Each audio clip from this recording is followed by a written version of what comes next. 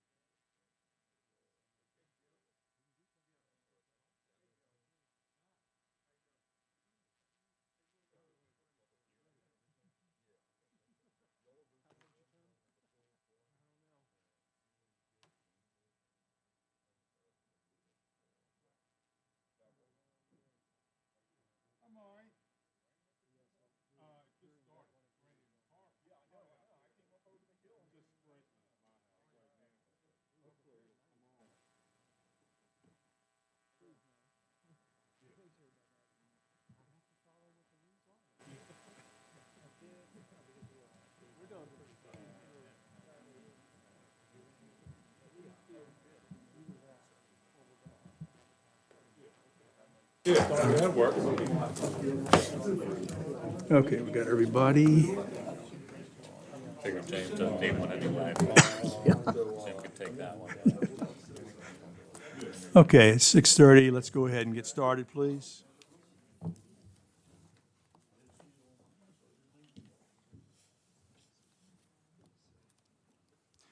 Okay, we do have a quorum present. All members are here tonight.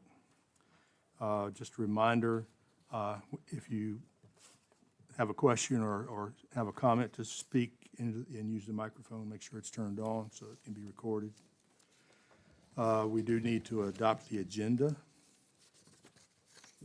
Let's take a quick look at that. Going to be a busy night.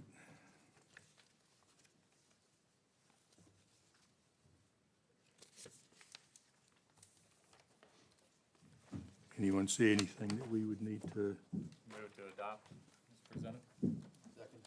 Okay, motion is made and seconded to adopt the agenda as presented. All in favor say aye. Aye. Any opposed? All right, thank you. It's not shown on our list here, but let's take a quick look at the minutes. Oh, here it is, okay. Adoption of minutes, October 2nd, 2024. They're at the back of the packet, I think.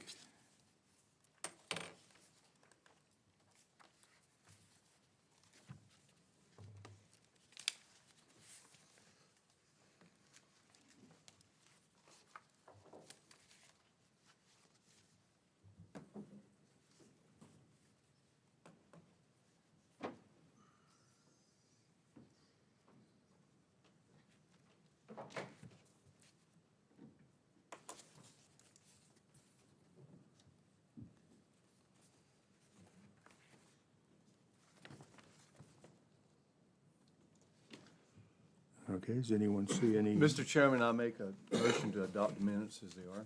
Second. All right, the motion has been made and seconded to adopt the minutes for the October 2nd meeting. All in favor say aye. Aye. Any opposed? All right, very good. As always, we will take each case. I'll do the quick reading of the application. Mr. Nichols will give us an overview of what's going on here, answer any questions. There will be a time for the applicant to speak and hopefully answer any questions from the Planning Commission. Following that, we will have time on each case for public comment, and we will try to remember each time to see if there's any public comment online as well. Mr. Chairman, Yes, sir. I'd like to add briefly, if I may, that we likely have online viewers tonight, and to remind the Planning Commission to please turn on and speak into your microphones this evening. Thank you. It's worth a try. Okay. First case, case number RZ-10-30-24-02, Virginia Lawnscapes, proposed rezoning. This is the first workshop for this case. Michael and Rachel Williams have applied to rezone parcel 55-351 from A1 agriculture to B1 business. The rezoning application comes because of a notice of violation issued by the zoning administrator on June 11th, 2024. The applicants used the subject parcel to garage landscaping equipment. The subject improvements are accessory use to the applicant's service business, which is allowable in B1 zoning, but not in A1 zoning. All right, Mr. Nichols, anything to add there? Yes, Mr. Chairman. The applicants have been working with us for at least the last 30, 60 days, trying to get in compliance with the zoning ordinance. They have some utility-style buildings out there that they use to garage the equipment that is accessory to their landscaping business. They do not have permanent employees on the site. At the Preliminary Development Review Committee, we discussed that there's already a deceleration lane in place. VDOT is comfortable with the site as it is, and there's no sewer on site, and so the health department had no issues with the site, and rezoning would be appropriate for their business. Okay, thank you. Does anyone have a question for Mr. Nichols?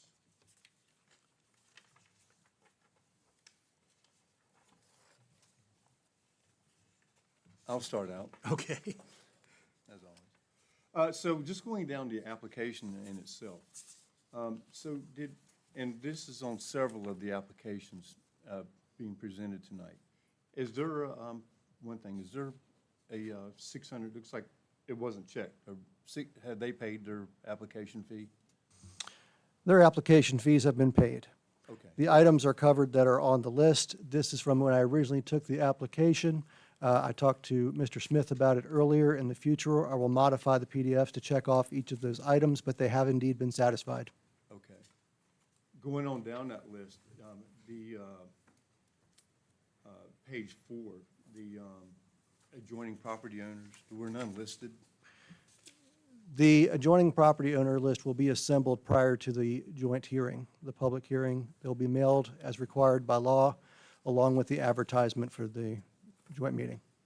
And what's the time on that? Did they have to be notified? The adjacent landowners, I think it's no sooner than 14 days, no more than 30-some days. There is a narrow window that is exceeded. If I mail it now, it's too soon, so I have to wait on those. But instead of making the applicants go through, figure out GIS, and list all those things, we pull those for them to make their process as easy and customer-friendly as possible. Okay. And lastly, my last comment on this is, if they go from A1 to B1, are there rollback taxes associated with that? There are. The applicant has already been working with the Commissioner of we're aware Revenue of and is that. aware of those implications. Any other questions? Mr. Chairman, how many Yes, sir. acres is in this plot of land? It says 9.519, I think. So how many acres will be taken out of land use, because apparently it's in land use? All remaining acres that are currently in land use will come out. I don't know what the number is currently, but there will be no land use if this rezoning is approved.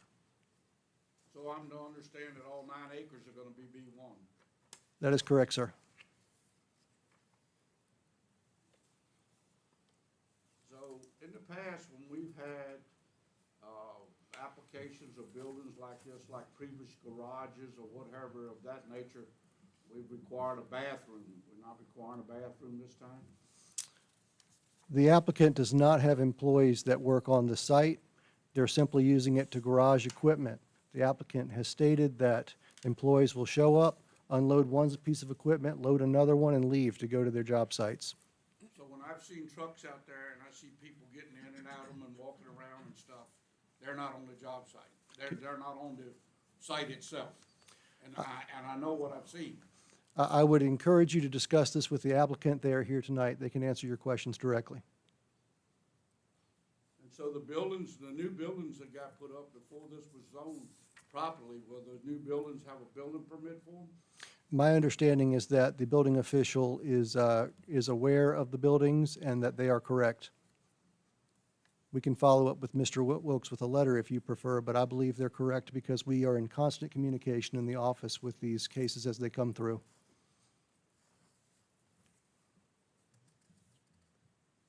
Okay, any other question for, I do have one. Yes. 14 is that if rezoned, it is proposed that the property will be put to the following use, and that's blank. And it really doesn't matter, because if it's zone B1, it can be used for anything in B1 without further discussion with the neighbors. Is that correct? Yes, yes, sir.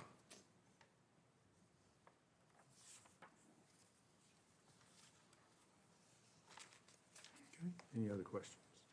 So, Mr. Chairman, anything that's by right in B1 could be put there if this whole 9 acres is approved. At this point, yes. Okay, any other question for Mr. Nichols? All right, let's move to the applicants. Would you like to make any comments to the Planning Commission? I'm sure they'll have some questions for you, so. Yeah. If you'll come to the microphone. And if you would identify yourself. I am Rachel Williams, and I am part owner with my husband, Michael Williams, of Virginia Longfield.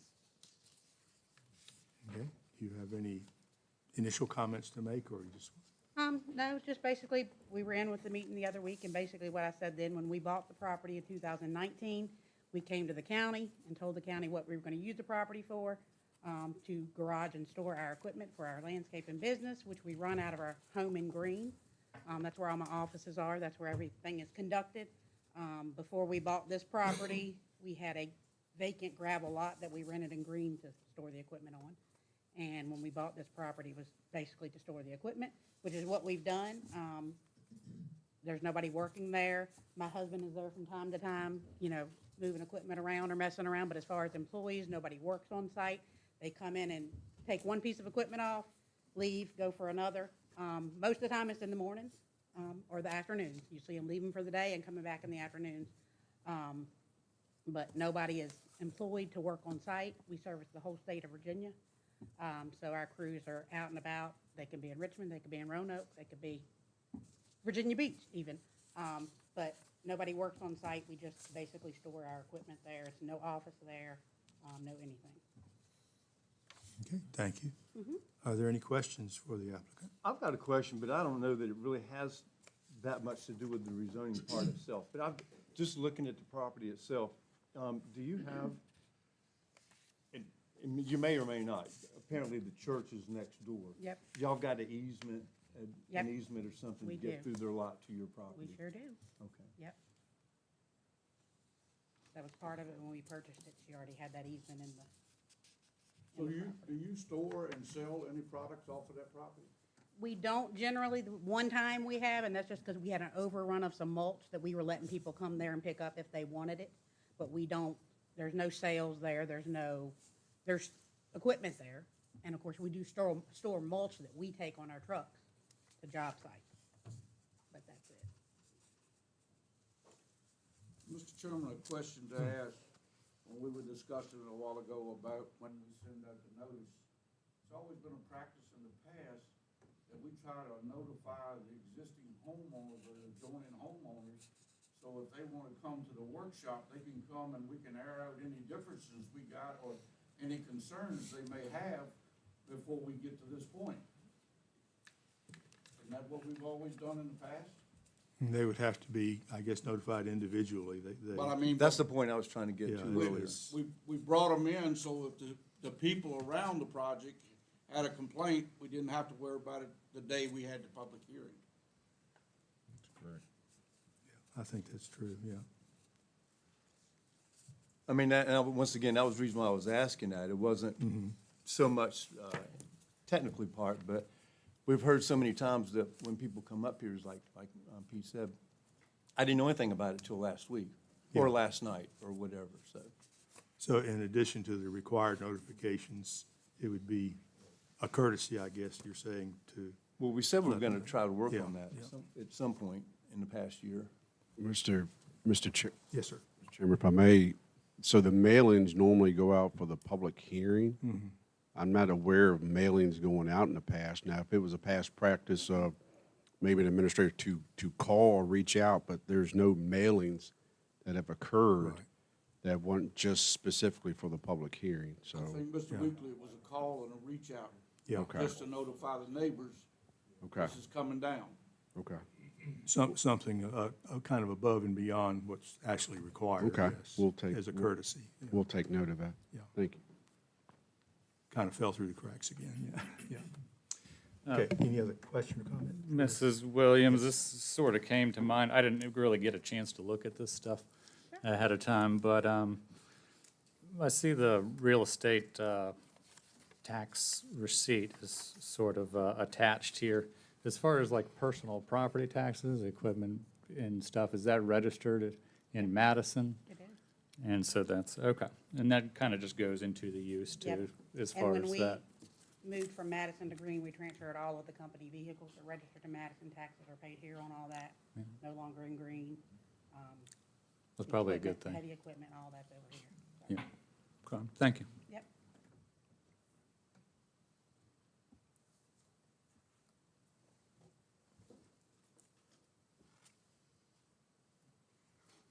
Any other questions for the applicant? Okay, thank you, ma'am. Thank you.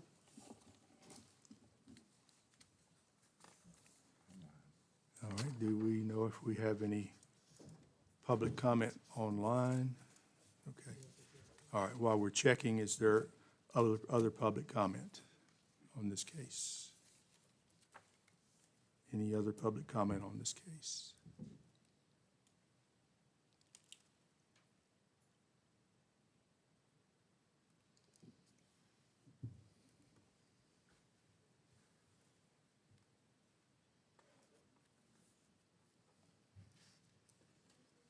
Nobody online? Okay, thank you. All right, any further discussion or comments from the planning commission on this case?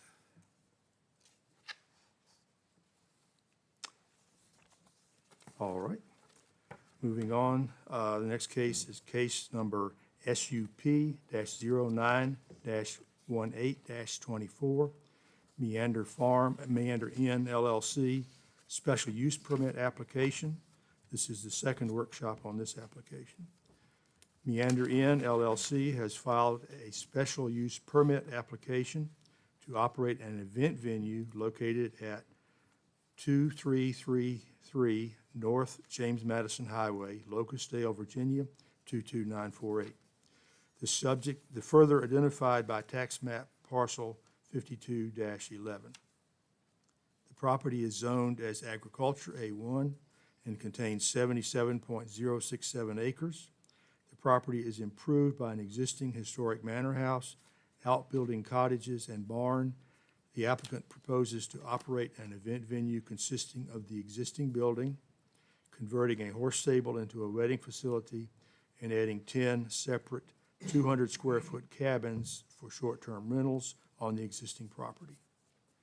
All right, Mr. Nichols, you want to fill in on that any? Yes, Mr. Chairman.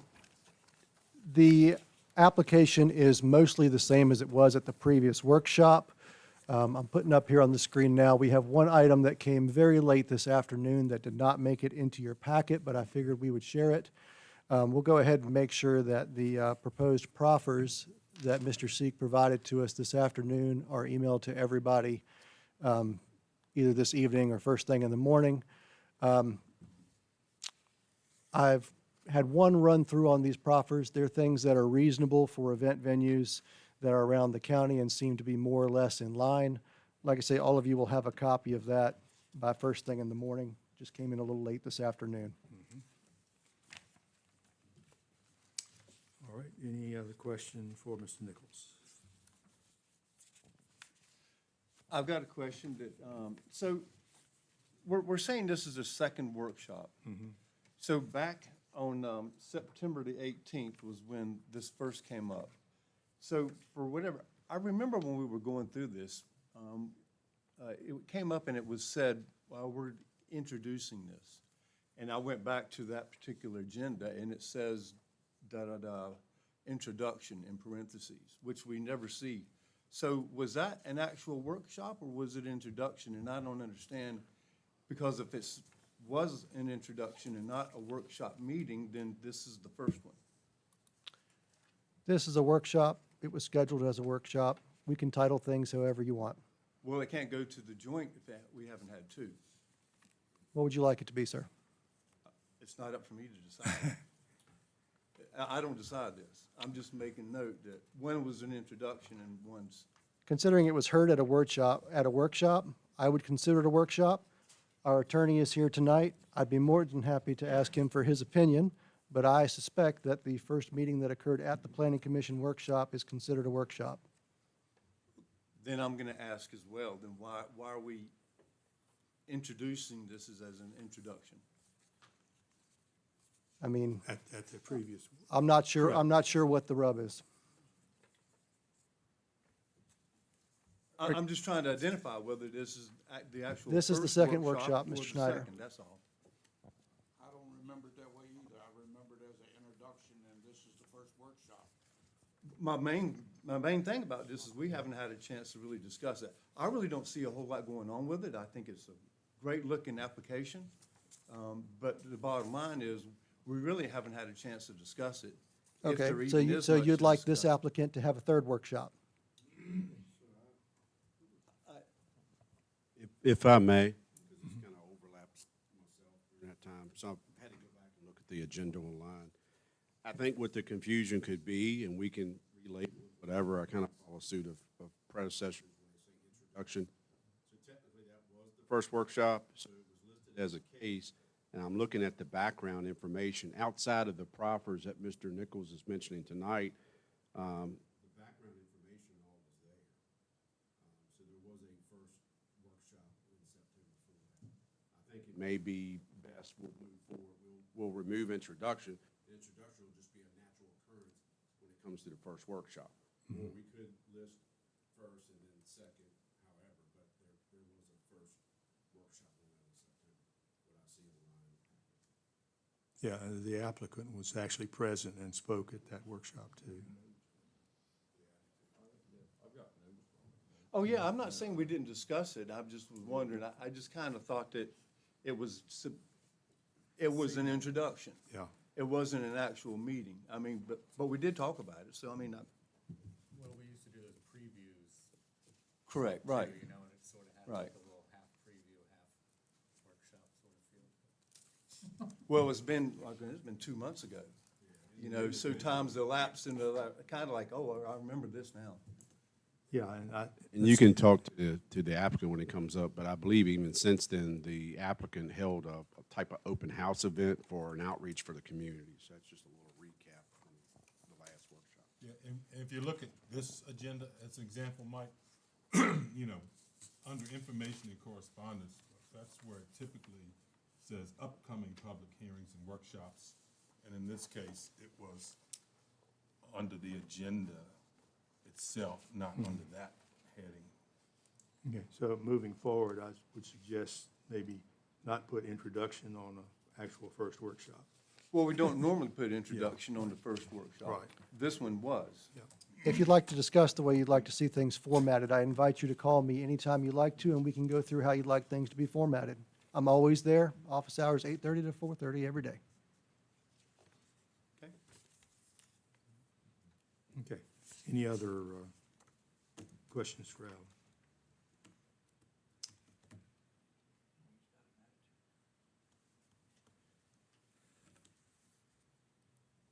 Okay, Oh, sorry. yes. Yes, Okay. yes, I do, sorry. We were, let's see, where did I see that? We were, agency comments under VDOT and Health Department. I had asked as well one or two workshops ago that, being this has been 2 months now, and I had asked that maybe that we would, my notes here are, when were these submitted? Because we had talked about maybe giving just a time frame for VDOT and BDH to actually give us some correspondence on what they're suggesting about this. So, has this been long enough? I mean, by the time December 4th comes by, is that going to be an issue? At this time, I've not received comments from those agencies. I Have will we say that determined- by the time we get ready for a site plan, those agencies will have to provide their input before we can approve any site plan. I think that's 90 days. If we don't hear from them in 90 days, then we're just, We can check on that for you. but that 90 days technically doesn't even correspond to our 2 workshops either. So if we only have 2 workshops, then You are certainly allowed for a special use permit to give conditional approval for VDOT or VDH. Those are not options that are available for site plans. And so when the applicant decides to file their site plan, then they will have to have approvals from both of those agencies before they can proceed.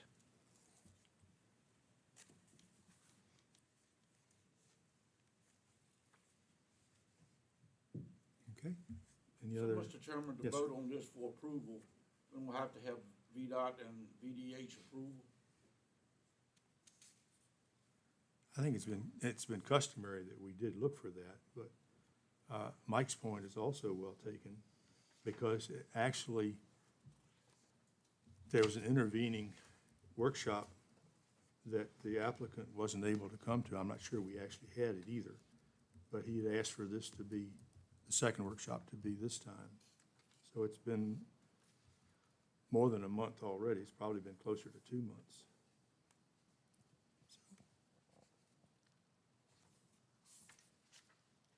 I was just trying to make a point that, do we need this or not? Yeah. That's all.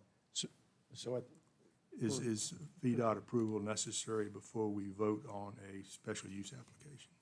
no, I mean, so the standard under, it's 14 TAC 4 of our ordinance, which is the planning commission may conditionally recommend and the board of supervisors may conditionally approve an SUP prior to the receiving health department and/or VDOT approval. But that conditionally approved permit won't become effective until you actually get that approval. Okay, I think maybe that's kind of what everybody's getting at. It's clear that we usually look for that, but if it's not present, then we may make it a condition of the SUP, yeah. And Mr. Chairman, it states here that the staff must have written comments from the following departments before they proceed with the public hearing. Is there statutory authority for the must or not? The checklist item 7.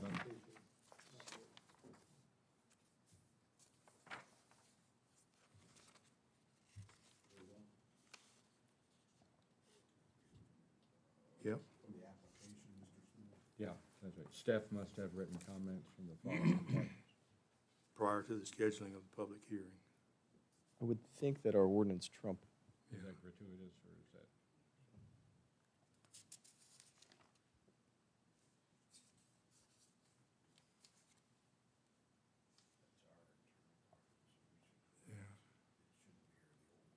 Yep. Yeah, I mean, the ordinance is gonna trump our checklist. We have certainly taken action without VDOT and the health department, and sometimes with their lack of punctuality, we do it despite them. Yeah. And it just, we do need to change our form, but that's, yeah. All I was asking for a couple, last month or month before, is that we actually have a date. Do we know when that date was submitted to them? So we need to go back to that date and say, okay, September the 20th, we submitted this to them. Mr. Chairman, just a general comment, and maybe Alan and Jonathan, you all as well, looking at kind of the 0 to 90 days for the public hearing, PRDC originates at day 0, and then the public hearing would generally be 90 days after. So I wonder if that's something we can maybe work into the PRDC just to make sure we have that 90-day window covered. We'll follow up and unpack that. You have to give me a little bit of grace here. It came in the middle of this particular case, but we'll go back and dig through the, let's say, the old emails and information. I did look to see if I had received comment before we came here tonight, and I had not received comment.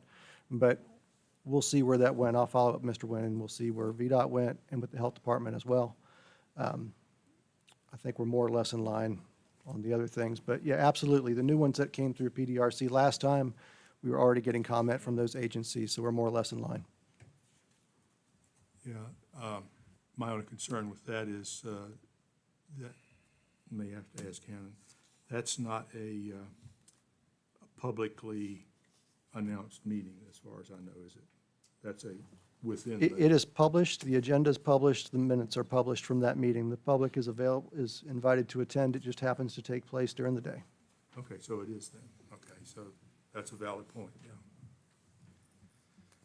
All right, any other question, comment, more suggestions? All right, looks like maybe that one saying staff must have written comments, that might be something we want to modify, yeah. Yeah. It would certainly help, yeah, yeah. Okay, any other question for Alan? All right, is the applicant here? Yes, sir. All right, if you would come again and identify yourself.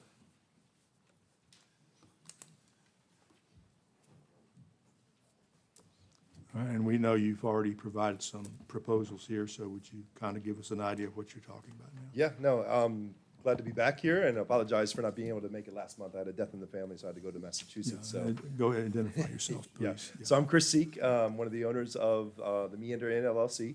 And so we're putting in this application for a modification. I guess we have currently 2 special use permits right now, one for the bed and breakfast, one for the restaurant. And so this would be a 3rd special use permit, but some discussions maybe that there's an opportunity to kind of combine these.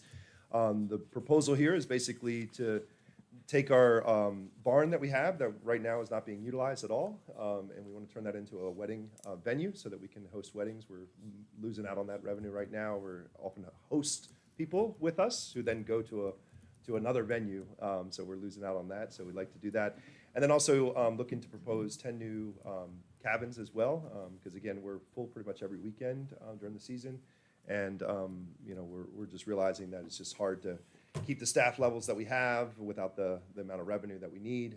And so working with the group now to help us bring in some support for this and raising those funds, and looking forward to the opportunity. As I mentioned on my last time here, you know, absolutely committed to this idea of maintaining the heritage and the landscape. And so we purposely cited the proposed cottages in a place where you wouldn't even be visible from the road, from our neighbors or anyone. And then the barn itself would just be actually an improvement of the property, because right now it's just an old building that's used for storage. Yeah, and then as I mentioned, since our first workshop, I had the opportunity to host an open house. So we've sent out letters to all of our neighbors, also kind of put out a promotion out on Facebook as well, just to let everyone come in and hear what we're planning to do and see the plans. And so we had some of our neighbors come over. I went and visited some of our other neighbors as well. So just kind of making sure that everyone understands what we're planning to do. You know, the concerns are noise and making sure that people stay on the property. And so that's what we've done with these proffers. And again, I apologize for the delay in getting these out to you today. But basically, these are designed mostly for focusing on noise. So we've proposed, not only will we make sure that the sound system, if you will, for the venue will be done in a way that contains that music, but then also we'll set guidelines. So what we're proposing is that during the weekdays, that all events would end by 11, music would stop by 10. On the weeknights, or on the weekends, that would be midnight with the music stopping at 11. Again, this is not like a place where we're going to be having every weekend. We heard that from some of our neighbors. This is just for those special use when we have those weddings that we have. Thank you. Mr. Yes. Carpenter, do you mind if I interrupt here just for, can you go to page 52 of the packet? And then, sir, just wanted to see if you had seen these from the building inspector for the county. And these were his suggestions, these 2 that are on there. Have you gotten a chance to see these? I have not, no. If you don't mind, will you take a second and read those and then just sort of react to them? Yeah. And if you want to not do it on the spot, that's okay too. Yep.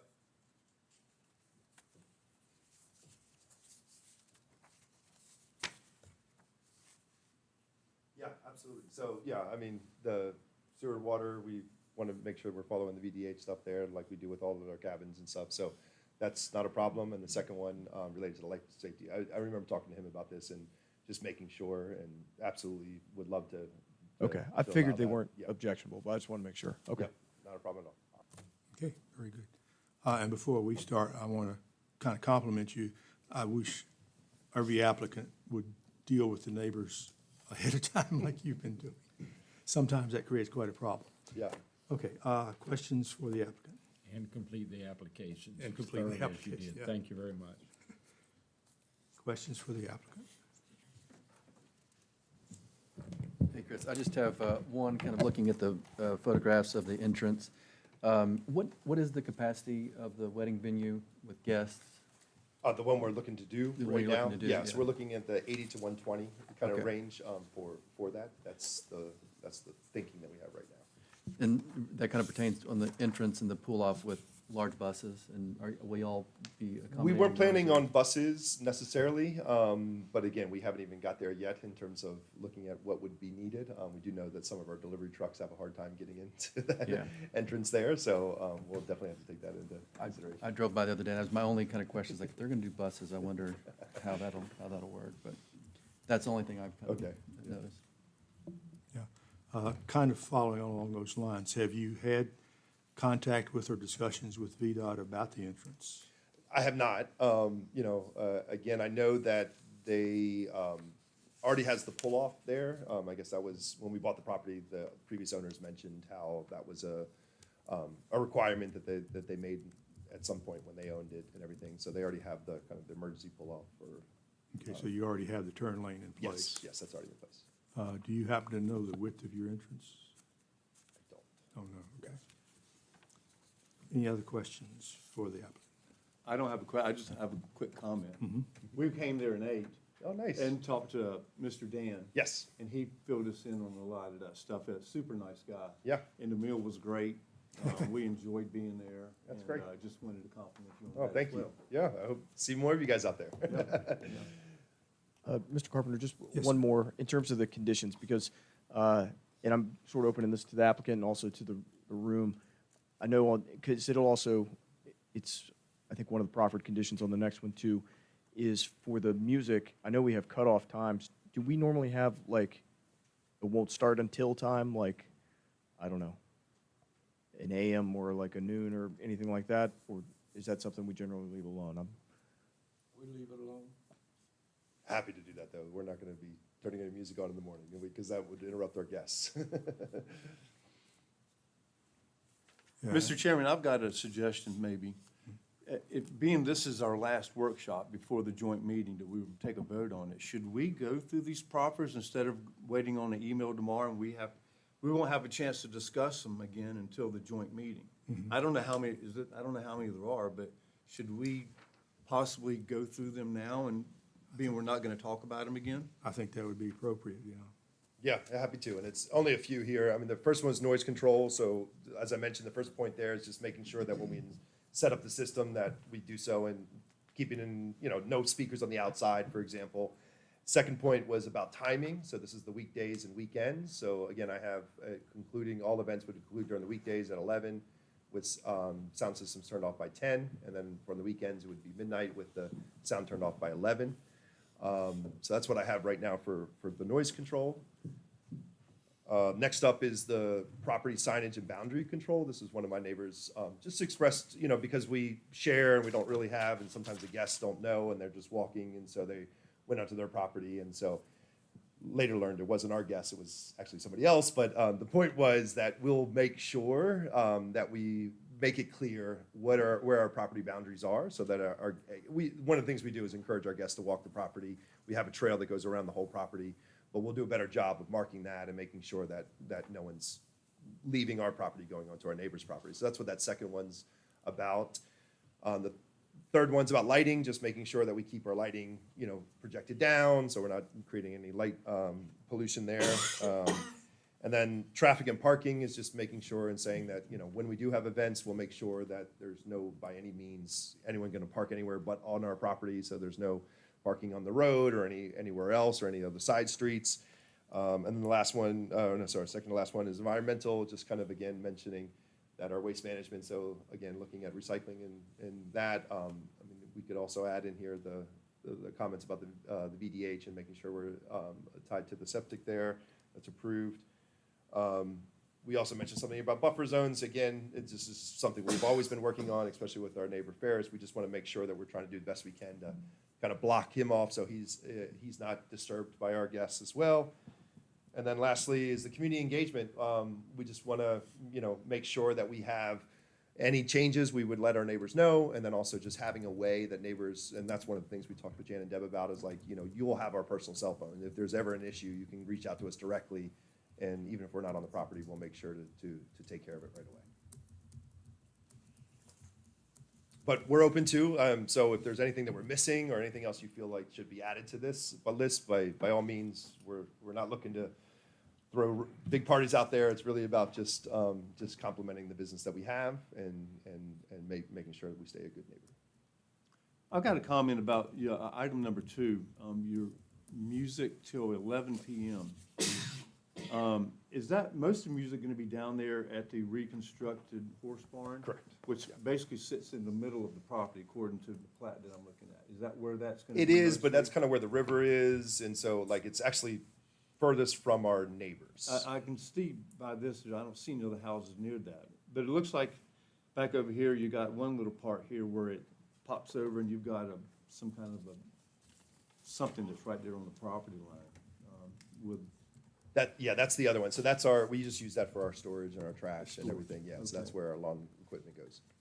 I'm just questioning the 11 p.m. I think we normally have, music cutoffs between 9 and 10, but I don't know. I'm not necessarily opposed to 11, but I just wanted to bring that up, that we're allowing music to 11. That's my question too, and maybe Jonathan or Mr. Nichols could answer as far as just consistency with similarly proposed projects, what we've done. I believe we used Cressery, for example. Figure that might come up.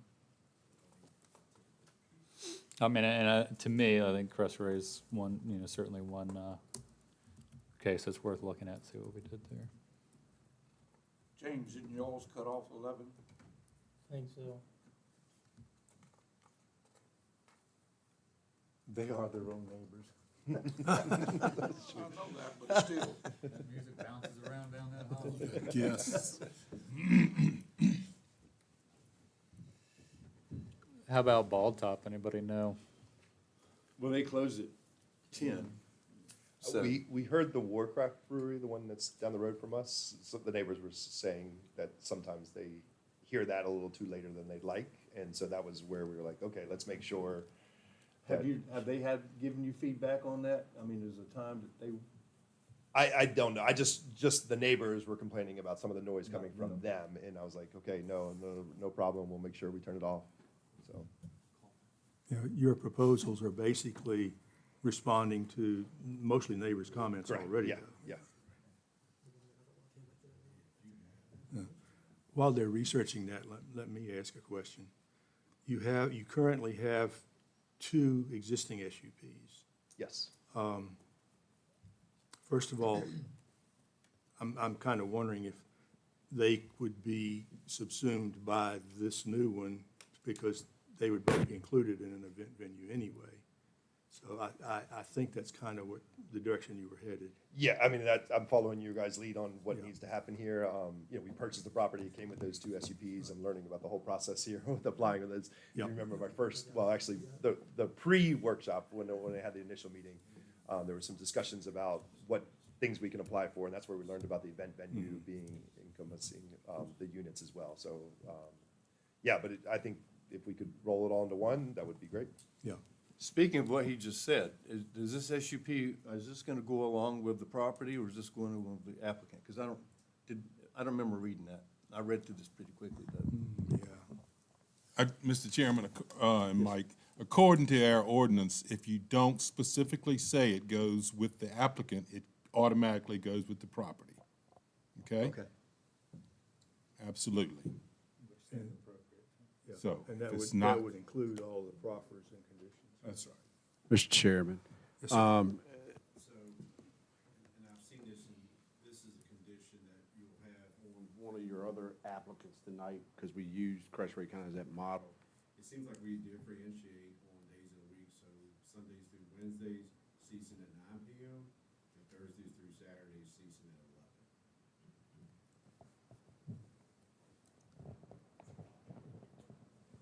So that's not substantially different. from- Yeah, and like I said, I'm happy to adjust as needed. Oh, following up on the existing SUPs, do you happen to know if there were any conditions or proffers on those? Not that I'm aware of. Okay. Have we been able to find those to see what was? Yes. Okay. Yes, Mr. Chairman, I did find those. Just talking about this. It looks here. like you've got right much of a buffer between the barn and that closest neighbor. Trees, buildings, River, such. yeah, yeah. Well, the river's on the other side. Yeah, that's the closest one to the barn. So all on the side of the property is my neighbor Ferris, and yeah, and he's come over the property. He's very supportive of this. And is that keyhole that y'all have that's on the Ferris property, is that an agricultural building or is that a residential? It's an agriculture. That's the one That's we the use for. greenhouse. Yeah, that's the That's one all we the- use for our storage. So no one dwells there, or resides there?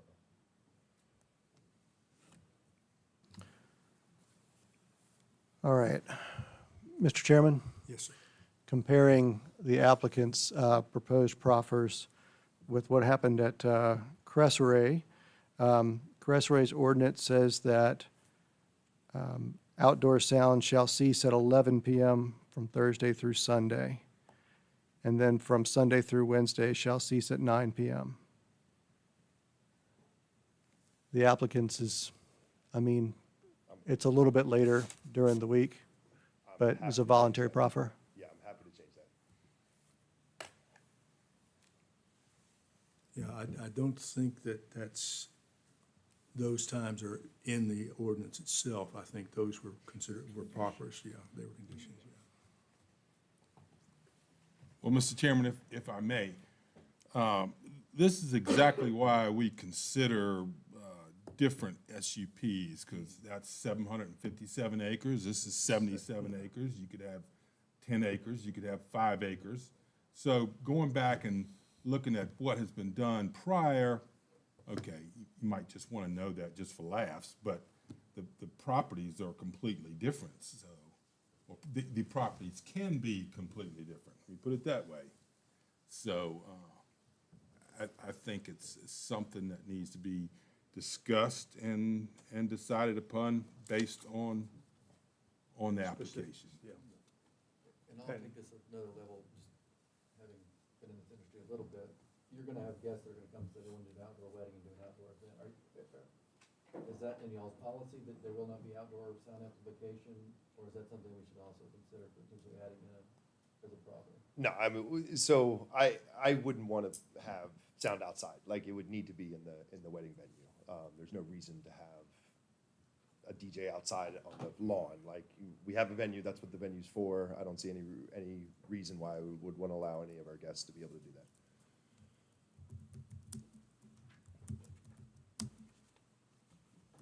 All right, that would be worthwhile, I think, putting that wording in your proffer. Okay. That you're talking about indoor rather Yeah. than outdoor. And maybe just say you're not gonna have outdoor amplified. Okay, absolutely. Yeah, I can do that, and I'll also change the weekday as well, so it's aligned with the other one, because just keep it consistent. Yeah. I think the other one, the public hearing, and Yeah. really work with brides, there's no brides that definitely wanna have weddings outside. And grooms.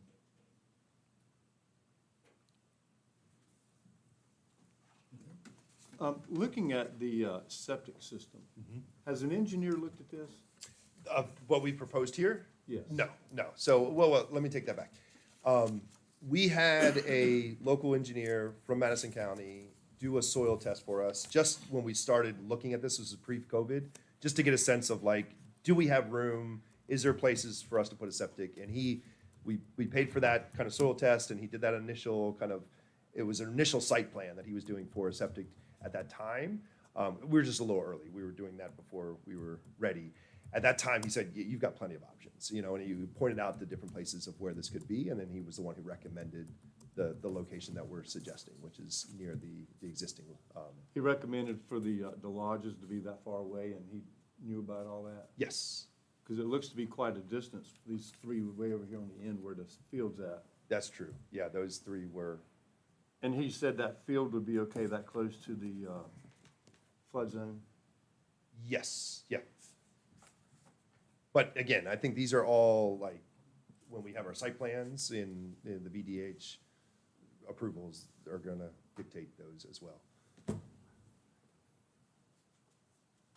Because I think what he was saying is we also have that option there in the front lawn for I was those. Yeah, looking at that, I Yeah. felt like you would have an option there, yeah, but I don't know the layout, so. yeah. Yeah, it's kind of hard to tell, but where that's located, it looks like that's primarily wooded area there, so. Yeah. It also looks like, I think Zach said something about this, it looks like you're, especially on kind of the upstream side, you would have a lot of woodland buffer there for any noise. Mhm. And along the river, there's woodland buffer. So the only near neighbor that would be subjected to much noise would be actually across the road, and I don't think there is anybody living No. across the road, is there? Okay.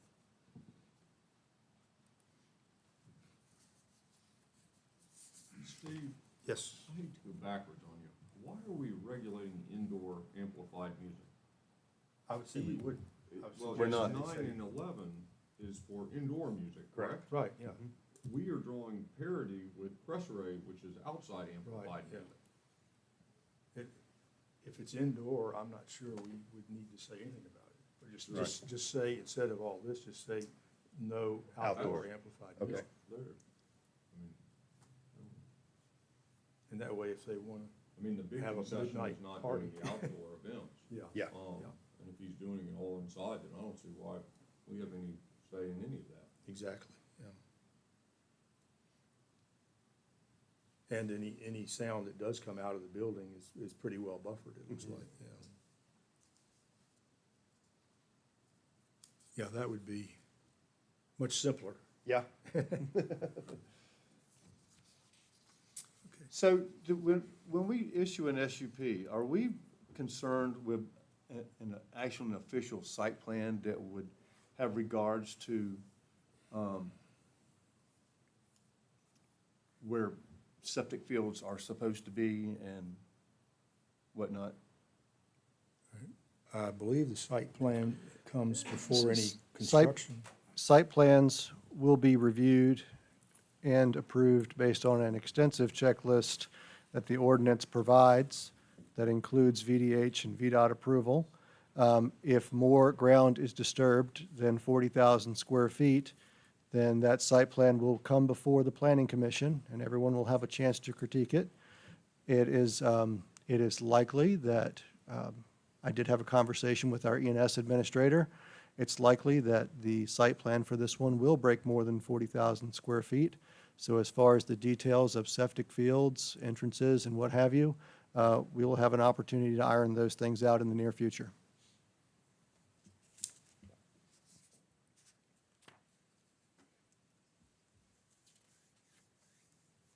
And at this point, it looks like what's dependent on that is the cabins, quote cabins, and not the wedding venue itself. That's already there. Yep. Is that going to be, or is your intention to put that into the same septic system, or does that have an existing? No, that does not have one, so we would put that into So the new. the septic cabins system, yeah. and the Correct. wedding venue Yeah. all go in. Okay, any other questions, comments? Okay. All right. Thank you, Thank you very sir. much. Public comments, any public comment? Okay, We'll wait a second and see if we've got any online public comment.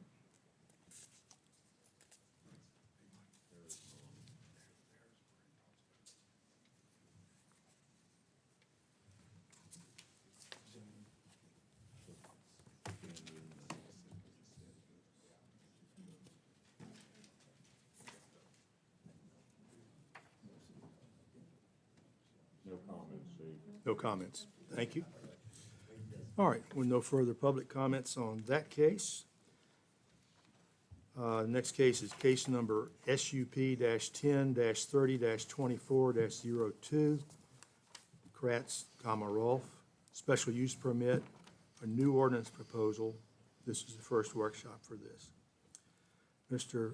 Rolf Kratz has applied for a special use permit for a personal use campground on his property, identified as Madison County's tax map 22-18.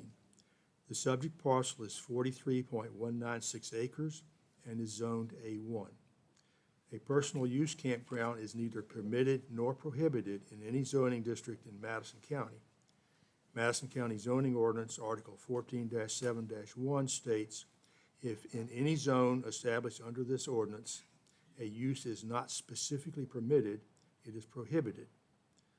If an application is made by a property owner to the administrator for such use, the administrator shall refer the application to the Planning Commission. After a public hearing in accordance with Code of Virginia 15.1-431 as amended, the Planning Commission shall make its recommendations to the Board of Supervisors to A, amend the ordinance to allow the use within the zone by right. B, amend the ordinance to allow the use within the zone with a special use permit. C, rezone the area and thereby allow the use. Or D, deny the use in that zone. Okay. Alan, any overview of that? Yes, Mr. Chairman. A little background on this one. The applicant has a valid building permit for a utility-style building on the site. It's a large site. It's in excess of 40 acres. And the building official discovered the installation of gravel pads that were going to be used for RV sites. We had a conversation about it, and we called Mr. Kratz. He was very gracious with us. He's been nothing but cooperative and polite and great to work with. And said he didn't know that he needed any kind of a permit for the RV pads, and that is up for discussion tonight, whether that is a by right use or special permit, et cetera. This was heard at the Preliminary Development Review Committee. VDOT stated that essentially it's a normal entrance, and as long as the trips did not exceed 20 per day, there was no action required by the applicant. The applicant already has a septic system going in, and that was approved by VDH. So essentially, the only real discussion tonight is if, is the options that were discussed. Is this a by right use? Is this a use that requires a special use permit, et cetera? Okay, thank you. Any questions for Mr. Nichols? I've got a comment. So I'm trying to figure out why we would need to even amend the ordinance, because under A1, it is the same as C1. Use by right is the same as C1. So that is inclusive. Is that correct? Is this specifically mentioned in C1? And so to C1, inclusive into C1 is the, Mr. Snyder's correct. All the by right uses of C1 are also by right uses of A1. so what is it that we necessarily have to amend? Is this particular, Okay, so here's the real rub. The rub is that our ordinance has a provision for a campground for pay. So if you want a primitive campground and you're going to have paying guests, we have an ordinance for that. If you have an RV park or a camper campground, it's called, that you have paying guests, we have an ordinance for that. Mr. Kratz's situation is he wants some of the nice amenities to go with his RV. There are multiple owners of the property. They'd like to be able to come out and use it for recreational purposes. So it's being well improved, but it's not for commercial purposes. So is that an accessory to an existing use that's there? Or is that something that requires further action that's for the planning commission to discuss and recommend? Yeah, I read Ms. Hannon's literature on all that and kind of got slightly confused in about the middle of it. I did finish it out a couple of times. And so, I tried to make it clear, I'm sorry. Yeah. The rub apparently is that it's a personal campground. It's not for commercial use, not for profit. I thought I read somewhere if it said that it could be for commercial but it didn't have to be. There was another word in there that led me to believe that it didn't have to be commercial. I'll go back and try to find that. I made several notes on this.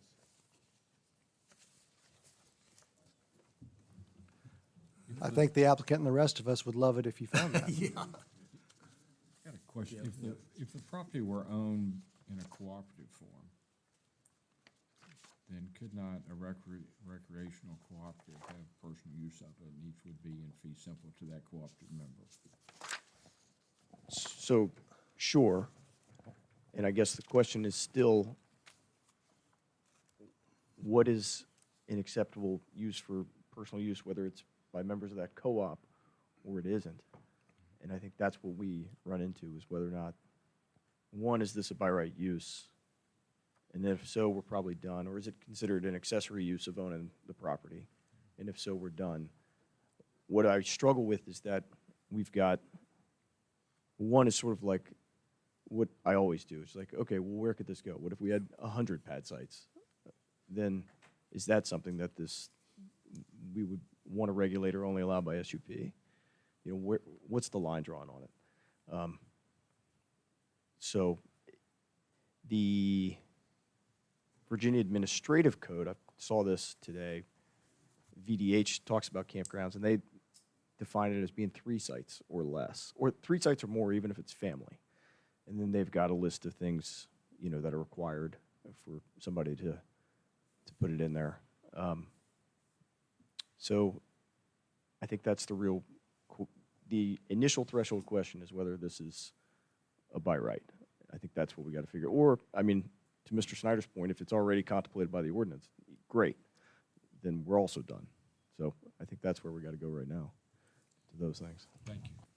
So, Mr. Chairman, if this gentleman's gonna use it for family uses, why come we can't put a number on it that says this is the amount you can have, put it under a SUP, and as long as he meets building and requirements and VDH requirements, where have we went wrong? Yeah, that's one of our options, yeah. You mean tell him, hey, you've got the option of making this commercial if you want. You don't have to charge people, but you could say, if you, I guess we need to ask him if he intends to go commercial. If he don't intend to go commercial and he's got 5 family members and we set the number at 5, he can't go commercial unless he comes back. Well, we will discuss that with the applicant. Let's kind of finish up on what we're dealing with the staff first. So after reading Article 15 several times, I can't see anywhere in here where it's not either permissible by special use permit, if it's not by right. I don't see anywhere in here where it says he can't do it. Mr. Snyder, it's in Article 20 definitions, and I'm going to pull it up for you right now. Okay. Right. One is the primitive campgrounds, and one's, I guess, temporary. It says temporary or permanent, right? And this would come under permanent. And Just- this is a campground. Correct. Yeah. Gentlemen, the Article 20-31 defines a campground as an area containing 10 acres or more, land developed by the owner to accommodate paying guests, et cetera. Yeah. Now, interestingly enough, Hannah, you mentioned that there's a definition that in the state ordinances, right, of a campground? Where was that you're reading, Mr. Nichols? 20-31. Yes, sir. 20-31. Is this possibly another situation where we may want to try and reconcile our definitions with the state definitions? I mean, we know we have some that are not congruent with each other. Maybe. I'm worried about what the effects that would be on some of the other things we've got in the ordinance. So I'm going to give you a bad lawyerly answer and say we need to look into that one. Yeah, okay. I don't have a snap judgment on that one. The reason it's not doable right now is because ours definitely says paying customers, yes. That's the only hangup there is paying. Yeah. Is that correct? Right. That's the way I read it. definition was in the, So if you amended the PDA. word paying and just had guests, took the word paying out, you might would have something. The implications of that, if you go through the ordinance for a Article 15 travel trailer or camper park, it's all the additional provisions that would have to be met in order to park a couple of campers on your site for yourself when you go hunting. You'd have to build a bathhouse. You'd have to have a facility that held a dumpster. You'd have to have a whole bunch of things that possibly would seem excessive for somebody to make recreational use of their own land. So those are some things to consider if you modified the definition of campground to where you could apply that ordinance, is that it would be, whether it's overly burdensome or not is for your interpretation, but it would most certainly be burdensome. Yeah, and the thing that I've been kind of thinking about, RVs can be self-contained. And, I mean, are we gonna say that it's okay for 3 people in separate RVs to come into the property that one or more of them owns and hunt or something on the weekend? But it's not okay if they build a hookup so that they can connect their RVs to water and electricity and wastewater. That's is why what this when you boils come down under to. special use permit, Yeah. you could identify that under a special use permit. Okay, so we get back to what we're at.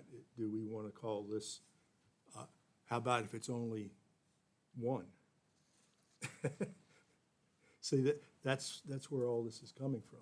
I think Hannon stated it pretty clearly. Do we want to leave this open to say, okay, I've got 50 friends that have 45 RVs, and I want to have hookups for all of them? If it's an SUP, I mean, that brings it before the Planning Commission and the Board of Supervisors. Okay, so the question, or the comment was also that it was owners. Is everybody an owner of this? If I understand it. Or is it- Was it 2 of you? There's 2 owners that both want to have RVs And some friends. And your daughter, if I'm heard something right? No? Well, okay, let's go ahead and. Yeah, okay. Sorry. Yeah, Hi, my name's Rolf Kratz. So to answer your question, the original plan was, there are two families that own the property. We both would like to have, I have an RV, they would like to buy one. But also my sister was planning on coming. She has an RV, and then we have one other friend. And that's when we started figuring out, well, one hookup isn't going to be enough if more than one person is here. And then, kind of said, well, if we're putting the infrastructure in, why not put in a few extras in case everybody happens to come on the same weekend? That was kind of the thought behind it. But it is just family and friends. Nobody's paying to be there. It's just us all coming to the same place at the same time possibly, and just being prepared for it. A lot easier to put in all the infrastructure when you're digging up front, so. personally, I think many of us probably feel that this should not necessarily be something that has to be, I mean, it should be a by right use, basically. You're coming in just to camp on your property. For me personally, the problem comes with the multiple hookups, and I think that's what we need to hash out tonight. Sure. I personally don't have a problem with the multiple hookups. It would be that if he decided, well, 5 years from now, the friend doesn't want to come anymore, and the partner sells his RV for whatever particular reason, and now I've got these sites, and now I want to collect a couple of bucks off of it, That would be the concern that I would have, Other than that, I personally think it's a good idea. Sure. I mean, I used to RV myself and have my friends up and do the same kind of thing, and, hey, I've got a spot for you, come on up and spend the weekend. We'll go out and go to the breweries, the wineries, go to a football game or whatever, do something like that. That's exactly what I we're doing, don't, yep. I don't mind that at all. It's just, if it backfires and goes the other way, there's gotta be some kind of a contingency for that. I in fully my eyes, understand, that yeah, is. I mean, I fully understand the concerns. I mean, you don't want campgrounds popping up that aren't regulated in some way, shape, or form that are, so I get that. And just to clarify a point from earlier that I clarified last time, wasn't trying to slip this by or anything like that. I had put in an application with the health department for the septic, and this came up. And so I said, okay, you guys think it looks like a campground? How do we deal with this? We went back and forth, and I said the same thing to them of, this is personal use only, not gonna rent it. And when she went back and did her research, she came back and she said, well, I'm gonna be honest with you, the answer is, I can't tell you you can't do it. So therefore, I have to approve it. So I thought when we started building this, that it was approved. I did not understand that I had to get an additional approval here. I had not understood the separation of the health department and Madison as far as that goes. So I did start building it, and again, we hadn't even put the septic in, but when the inspector came out to look at the electrical, I purposely put the RV pedestals out so he would know what they were for and understand it. Because it's just gravel. I mean, there's not concrete pads or anything like that. It's just a gravel area with hookups.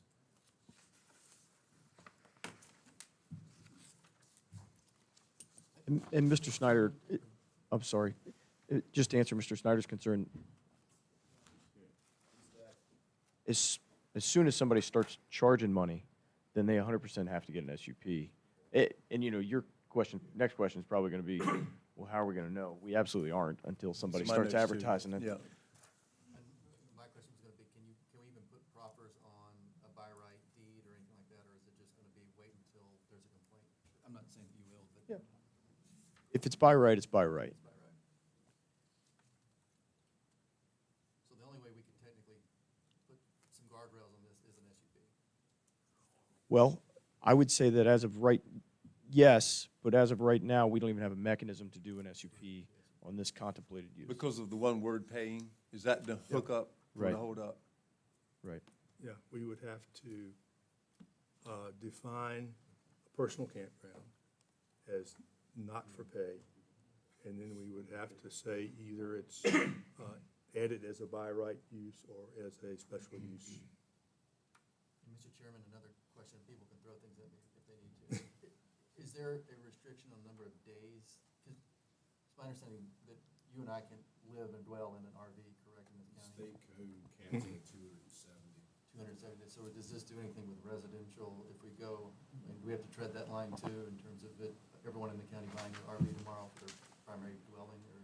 Probably well- not, because you're not allowed to live in it year-round. And then, That comes under temporary housing. Yeah, strictly speaking, we Yeah, have it's in at here least as well, one- temporary housing and, there was another one for health issues. If Yeah, there was an you had a health exception, issue, yeah. you could get temporary housing with an RV. And so this doesn't make any precedent? Yeah, I s- The temporary housing require permits. Yeah, yeah.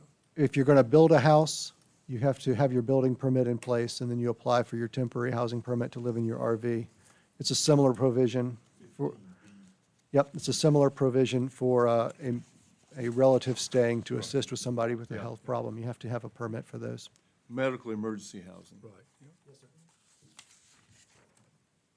So what was the scenario again, if we took the, Mr. Nichols, that you said if they took, we took the word paying out, what was your implications of? If you took the word paying out, and then a campground, Mr. Kratz would have a campground according to our definition, then the implication of having a camper park would mean that he would have to conform to all of the ordinances here for camper park. So we'd have to have, let's see, if you go to 15-1-10, he'd have to have service buildings with provided toilets, baths, showers, slop sinks, and sanitation facilities. And let's see here, we have a number of things. Have to have, provide for refuge collection and disposal. Central service building, We have a number of provisions that would have to be met. Primitive campground avoids all that, though, doesn't it? Yeah, but then he wouldn't be able to have the water, electricity, and wastewater hookups. It's not very clean. Yeah, our goal is, of course, to only have RVs that are fully self-contained, hence the hookups. So there's not a need to have a bathhouse and washing facilities and all of that. I don't know, does that, under primitive, I don't see that. I mean, I see under primitive, water and sanitary facilities, including refuge storage and removal required by Madison County Health Department. So he's gonna have that taken care of. The waste, he's gonna have that taken care of. So where's the hang up on primitive? You could call it a primitive if you wanted to. Is that dealing with commercial primitive campgrounds though, in That- 15-A-1? That is the intent. That's the hang-up, it's not a personal, excuse me, not COVID. Commercial is, I think we're all immune by now. Commercial is what's found throughout that, travel trailer or camper park, Mr. Snyder. Under primitive? Yes, sir.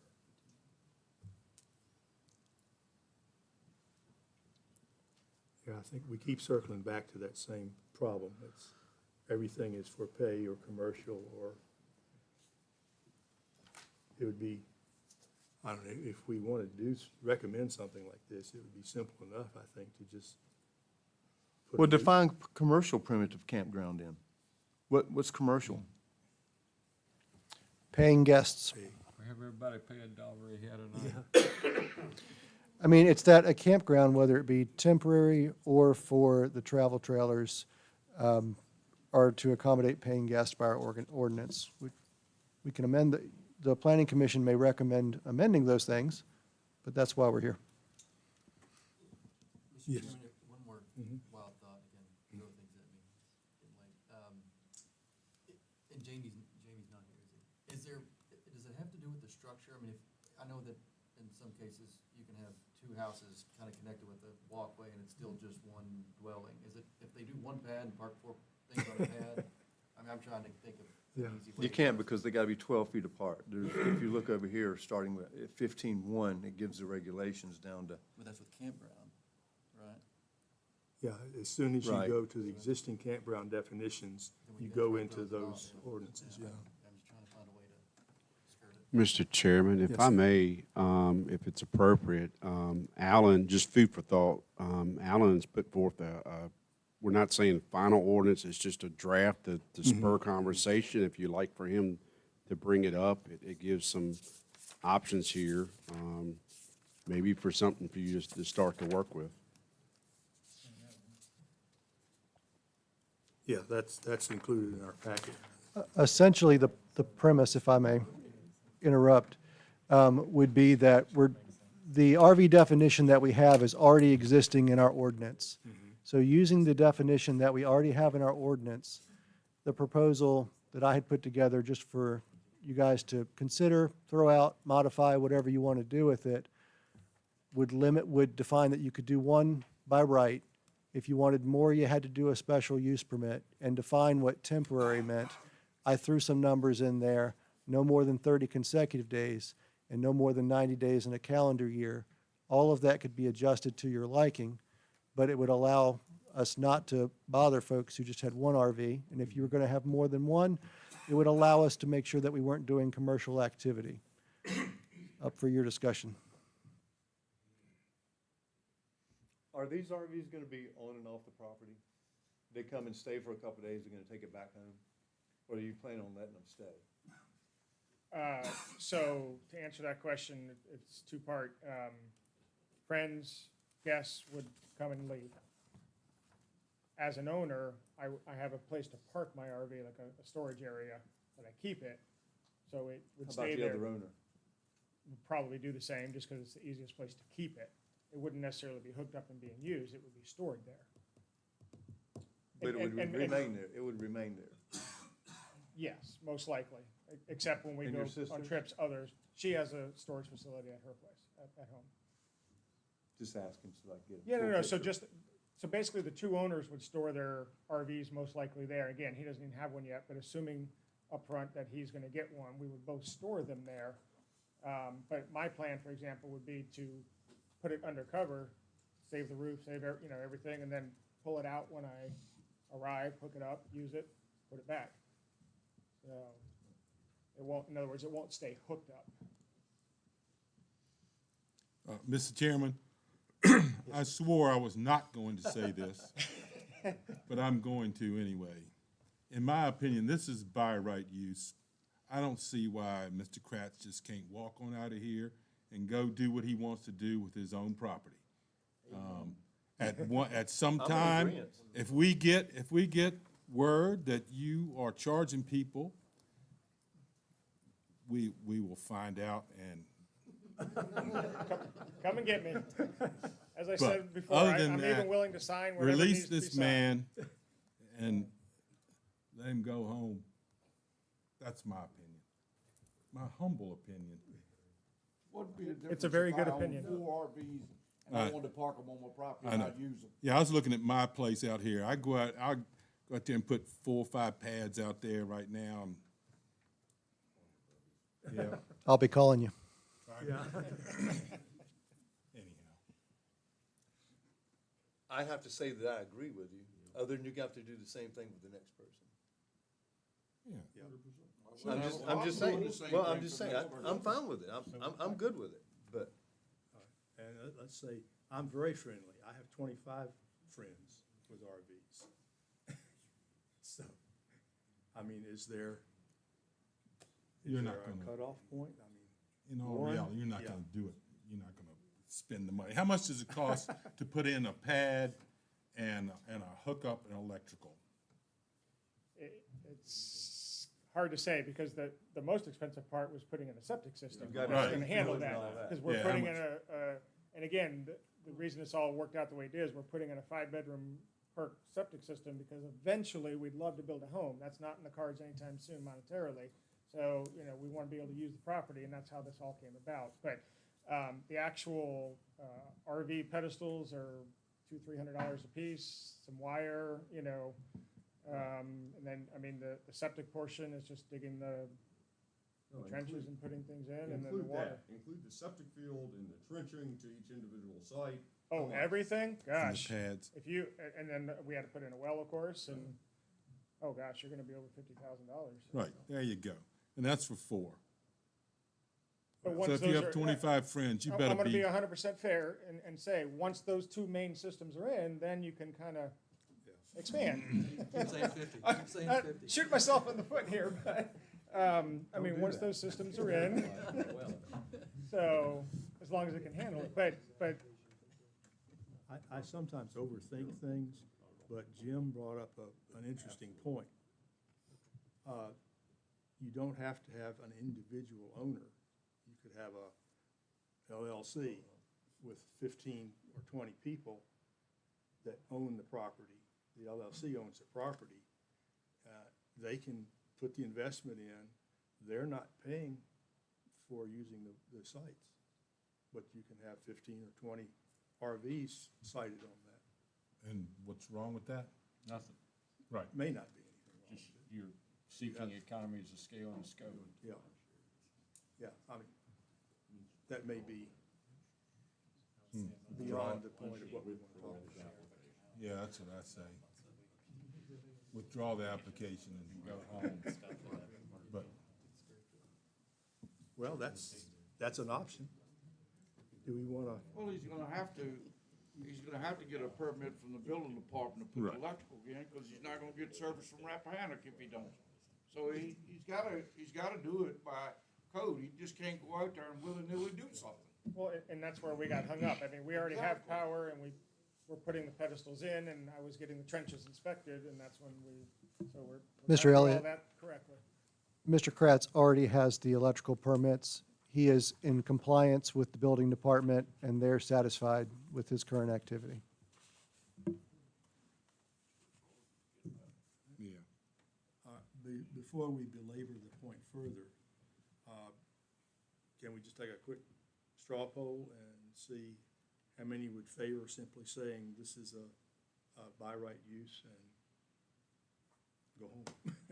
We asked a lawyer for, I think we all agree, right? Is there anything that's gonna bite the county in Would the we tail? have to do anything else I- to? The only So, clarifying question, and please, is just how many nights per year? Is that essentially unlimited? I heard 270 and or something, in a state. That's short, it's generally for campgrounds. Yeah. So I mean, is this, if, everybody wanted to sell their houses and we, like, is that, And just a clarification on that point, and again, maybe there's things that I'm not aware of, but we have to winterize ours, so they're not usable in the winters because they would freeze, Yeah. and so Unless there's you're a using number it. of months you can't even use it. When you come up and use it, you de-winterize it. Like I said, Not during the winter, I don't, because I would even be. You could. I could, yes, fair enough, I could de-winterize You it, could come up for the winterize it when I weekend, leave. quickly de-winterize it, flush everything out, turn everything on, and when you True. leave, de-winterize it again. It's not a big deal. That's true.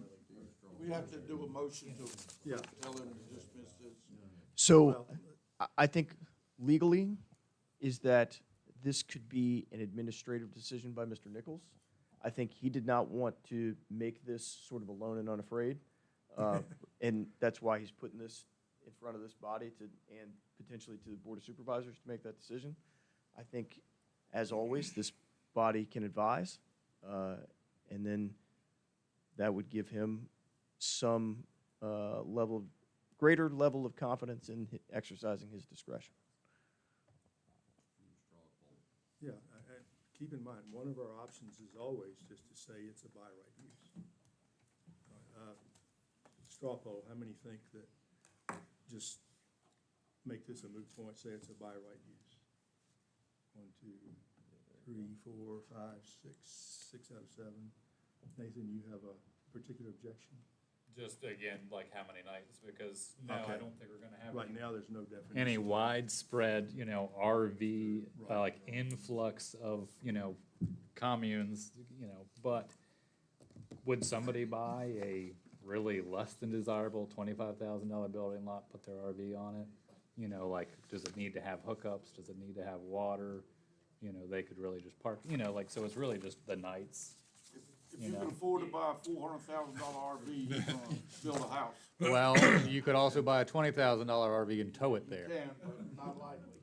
Well, by implication in our ordinance, I think, you may need to correct me, but So that's it. because we say there are two specific cases where you could get a permit for an RV to live in. That implies that, Flood or fire, you Yeah. want to store your home, but that, weed construction, there's no issue. yeah, but that would imply, on the other side, that you may not otherwise live full-time in an RV.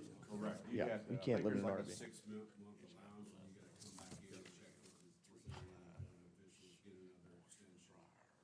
But also on this, if you ever build a home, I'm not using microphones, so I'll be proper. If you go to build a home, and I'm sure you know this, but just BDH is gonna say, expect at that time that you sever any RV connections to that septic. One last thing, and I'll steal your thunder because I just mentioned to him, whatever their decision is, if they'll be garaged here, just if you haven't already, get with the Commissioner of Revenue, make sure those are registered here. Yeah, we will do. It's Personal currently property. still registered at home because we hadn't moved here permanently as we're figuring this out. Just We'll move depends it on here. where it is on December 31st. Say it again? Depends on where it is December 31st. Find a cheap tax haven. Okay, so basically, it sounds like our recommendation at this point is to say it's a by right use. Should we perhaps, and put a personal campground definition in our ordinance so that we can say that personal campgrounds are by right? I think that would be an excellent idea. Okay, any other discussion on this? Okay, so it sounds like we're saying, let's go with the idea that this is by right and maybe put the personal campground we can propose that as a definition to add to our ordinance. If I'm understanding you correctly, Betsy, I will draft a sample definition of a personal campground for your review at the next workshop. Sounds good to me. Any further discussion? Hannon. Any Go further to Hannon. suggestions? Go to Hannon. Hannon, yes. No, I was just, it's actually, I can talk to Alan offline about it, but we may start with that administrative code definition and then tweak it from there. Okay. Sounds good. Let's see, we're looking at an hour and a half here. I would suggest perhaps a Have a short nice break. night. Thank you all very much. Thank you, sir. Thanks. All right. Could we take about, say, a 10-minute break? Anybody object to that? Okay. Come back in 10 after 8? Okay. Some of us probably need to take a break, yes. Are you? Pausing it, yeah. Oh. We got so involved, I forgot totally about asking for comments.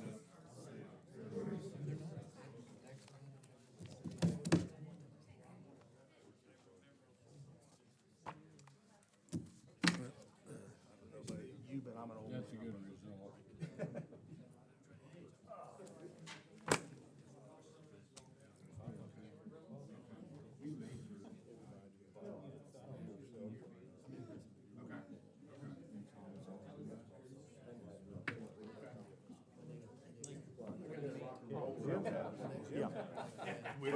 That's gonna be.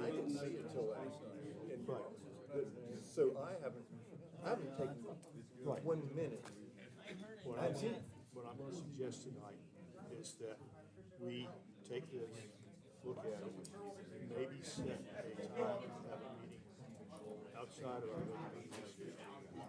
Sit down. Well, and I'm gonna say this, we could have done this the last 2 meetings.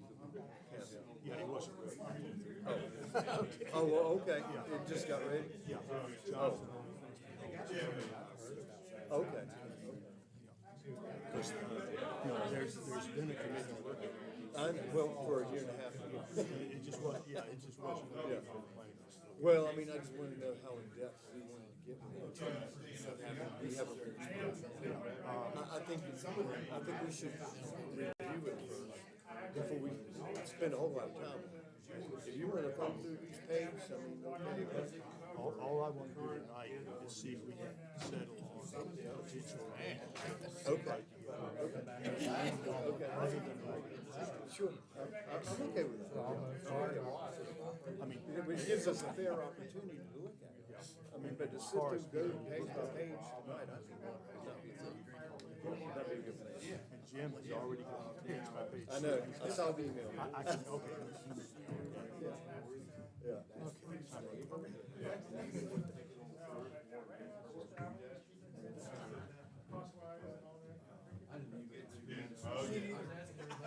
Cracks up.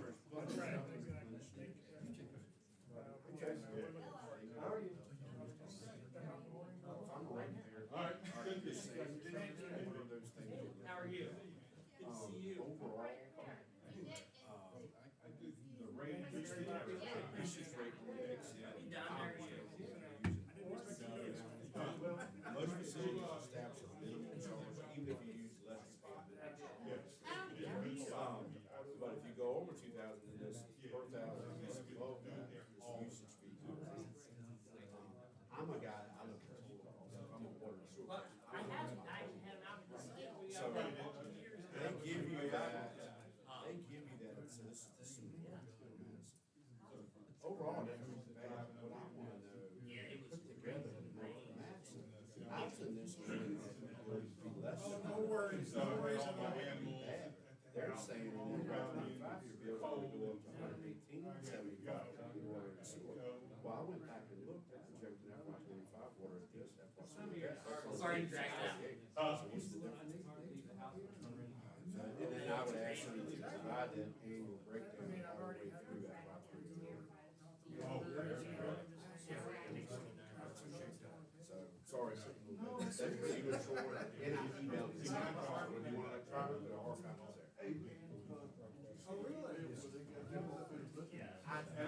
where the line crosses. Unless you said, I don't think they said. I've been going by. Ten of them right there. And I saw. I mean, I know it's.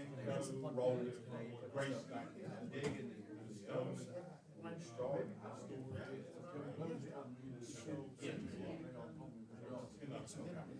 Then it's my house. And it just said, I remember going down. And I know that Leo told me he done seen shovel before. Yeah. The driveway on the right of water, because they were digging on the right hand side. The water was right as you get into the asphalt. Where the business was.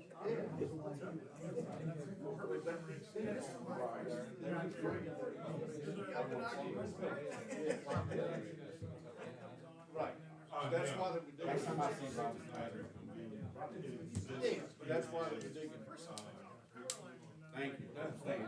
At the end of the day, it got resolved. He didn't get his home. Yeah. To take care of. Exactly. Just needs to keep quiet. Exactly. Oh, unless you're seeing our building that we put up. Maybe that's it. That's it, yeah, we did put it on the back side, yeah. Sure, I like that shirt. Thank you. How are you, sir? One day, it's like, Hey, house, when you come in, when you make that. A wet, dark, dry day. You stand right there, he's got. Yeah, There's not a. We are, it's just. We went through it. That's good. Oh, yeah. Yeah, that's true. Yeah, it's. To being busy in Richmond. Now I'm back to being busy in Madison. So now I gotta certify all my wood and do all that.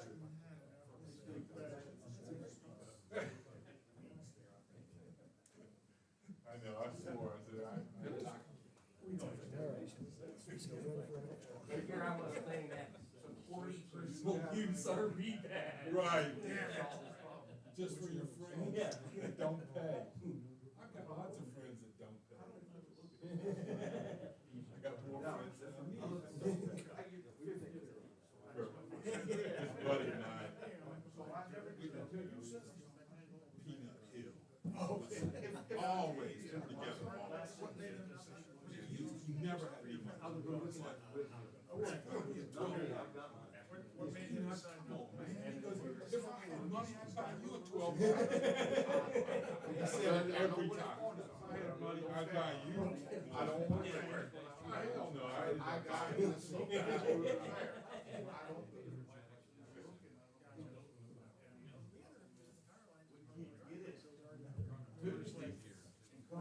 Yes, ready. If I want to. Thank you, I really appreciate it. Thank you very much, I appreciate need a it. little bit of time. I bet you need to suffer in I'll have you guess. I didn't know about exactly. First of all, you need. What's that? See, I'm still not set up on this. I guess I'm set up, but I'm not, you sent the email out to the county. Previously, you've been sending me emails the other way. I don't care. So you I ain't saying stuff about that. So, if I did, what I'm trying to do, because Alan has set up all the, for record, not this out. no. IT app. Barry. They've set it up for capture of emails, for FOIA, for record retention. That's fine. And so, if I send you the Madison one, then it's there and it's Kennington's. I worry also if I send you stuff like that. I just wanted. And like, let's say it goes to, stuff goes to I litigation. read 75 Now they're emails just a like, day, well, I'm right afraid there, and I don't listen. Yeah. Otherwise, Every day I've got 3 emails. I don't wanna open County, it. county. My hope is that you guys could have more Madison email account, and you can just forward it to me. Well, that's what, You carry 2 phones. Clay said. But it doesn't Give make him a out, he can do that. Yeah. So that way, I that gets. checked with Alan today about that, and he said that all you gotta do is stop by and we'll make sure you're set That's up. what Clay said. That's what Clay So said. I've been instructed Yeah, to not well, send see, it to the problem is, I didn't know because something of was going on. Sure. I didn't know we were having. So I've stopped getting all that. But, so I really just What? need to get in there, like when I try to reset my password, it basically talks about some like education token. Yeah, it's this thing right here. You gotta download this app, and Alan can walk you through it. And Oh, then so I was every- gonna like say your tech guy, that's Yeah, Alan Bailey. Alan Bear, yeah. You download this app, and then every, no, you can alternate, yeah. But you should only need to do that, do you have an iPhone? I don't have to do that every time I sign in, only when I need to change my password.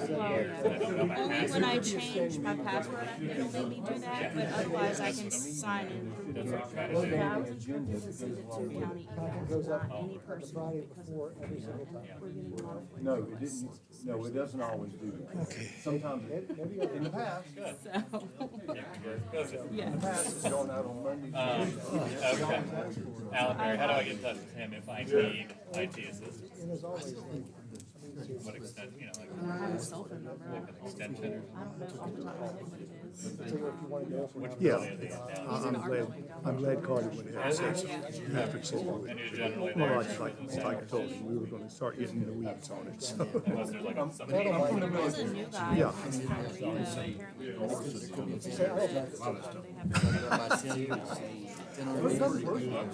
Yeah, I mean, it's easy to see how it could be a problem. Yeah, he can get that set up for you. That was just like 5 seconds. No, I was just like, but I'm not seeing it. It's just I app. Googled it and stuff like that, and it was long. No problem. And most of us would prefer not to tell you what to do with your money. There's like 2 different ones. Is that an iPhone? Yeah. And it's just. I normally say. I saw it. Yeah, let's see if we can get everybody started again. Yeah, yeah. Well, we didn't say anything. Like 30 seconds to use it. Okay, who we missing? I think that's what I did. Let me see. Push unmute. Too much for me. Would James leave us? Oh, there he is, okay. All right, Mike. Okay, let's go ahead and get started. We still have quite a few things to go over tonight. Mr. Carpenter, just a quick reminder, since we've been on break, if everyone would kindly turn on their microphones so our folks online who are most certainly on can hear us. Thank you.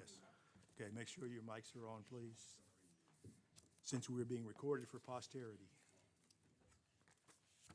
Or potential conviction, whichever comes first. All right.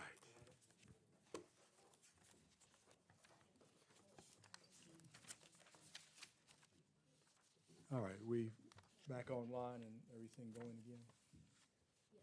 Okay.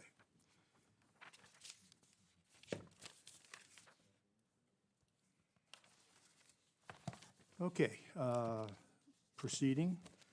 Case number RZ-10-30-24-03, Criglersville Elementary School LLC, conditional rezoning, first workshop.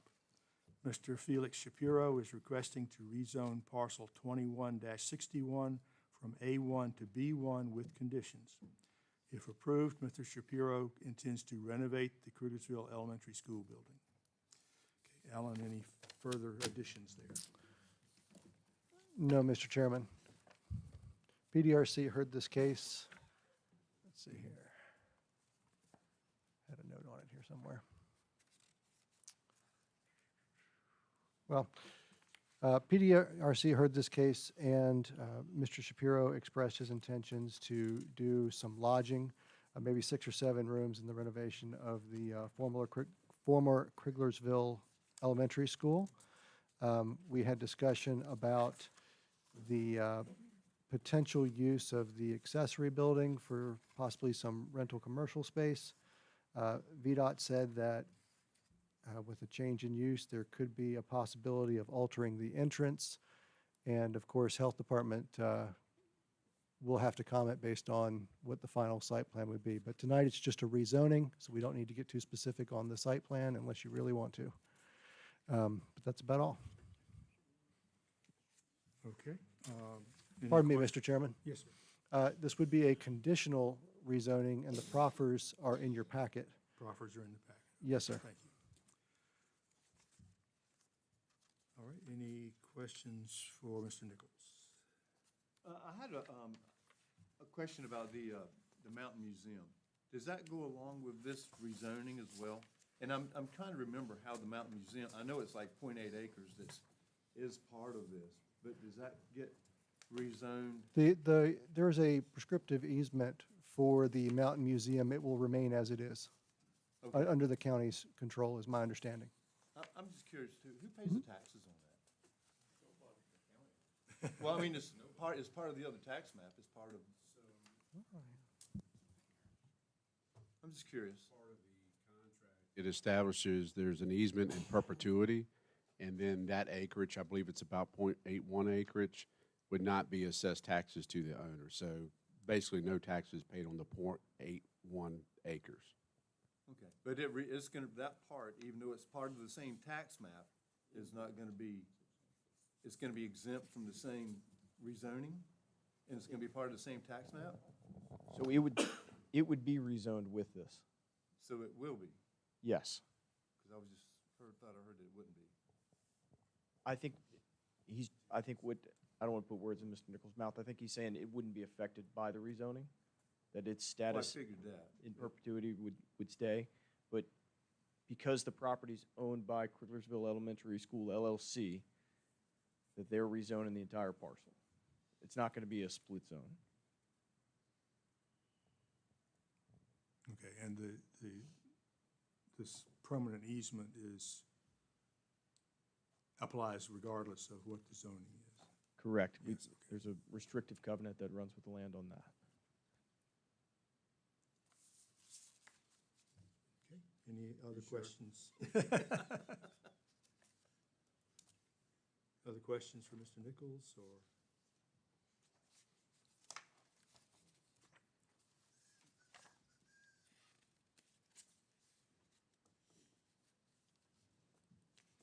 Okay, do you want to take a minute and look through the proffer statement, or?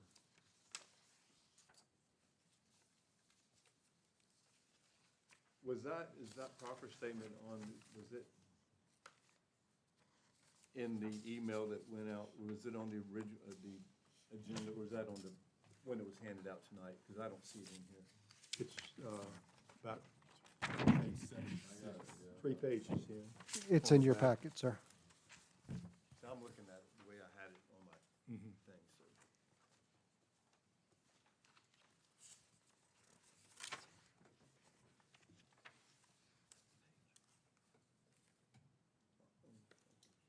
All right, that specifically mentions the Mountain Museum easement.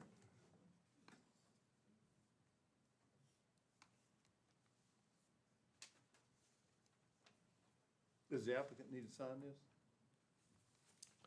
Before the rezoning would be complete, if you are amenable to the proffers that are there, then the applicant would sign it before the rezoning would be complete.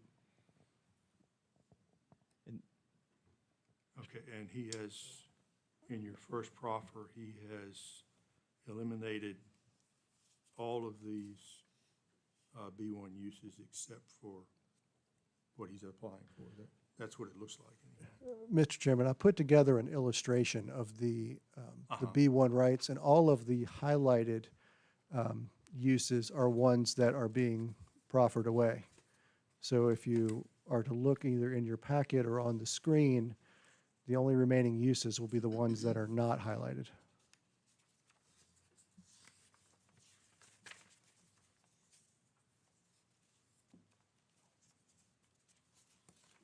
Okay, I know I saw it here somewhere. There it is.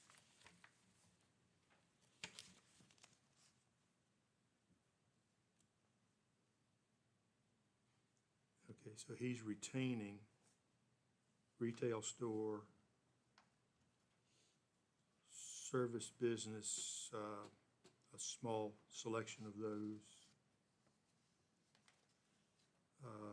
Well, a fairly large selection of public use. Drugstore?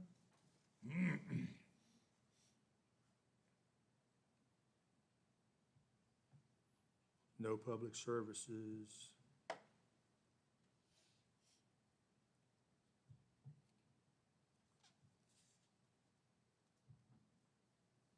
Okay.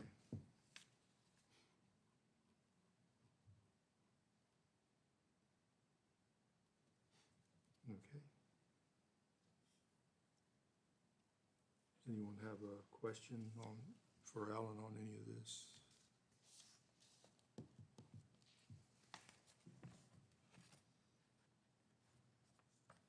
I do have one question. It's, on the Mountain Museum easement. How much parking goes with that easement for the museum and if the museum is rented? I know that, the Mountain Museum is a polling place for voting. And there's quite a bit of parking in and out of there. That is certainly a valid question and one that I do not immediately have the answer to, but I am more than happy to dig into that and get to the bottom of it.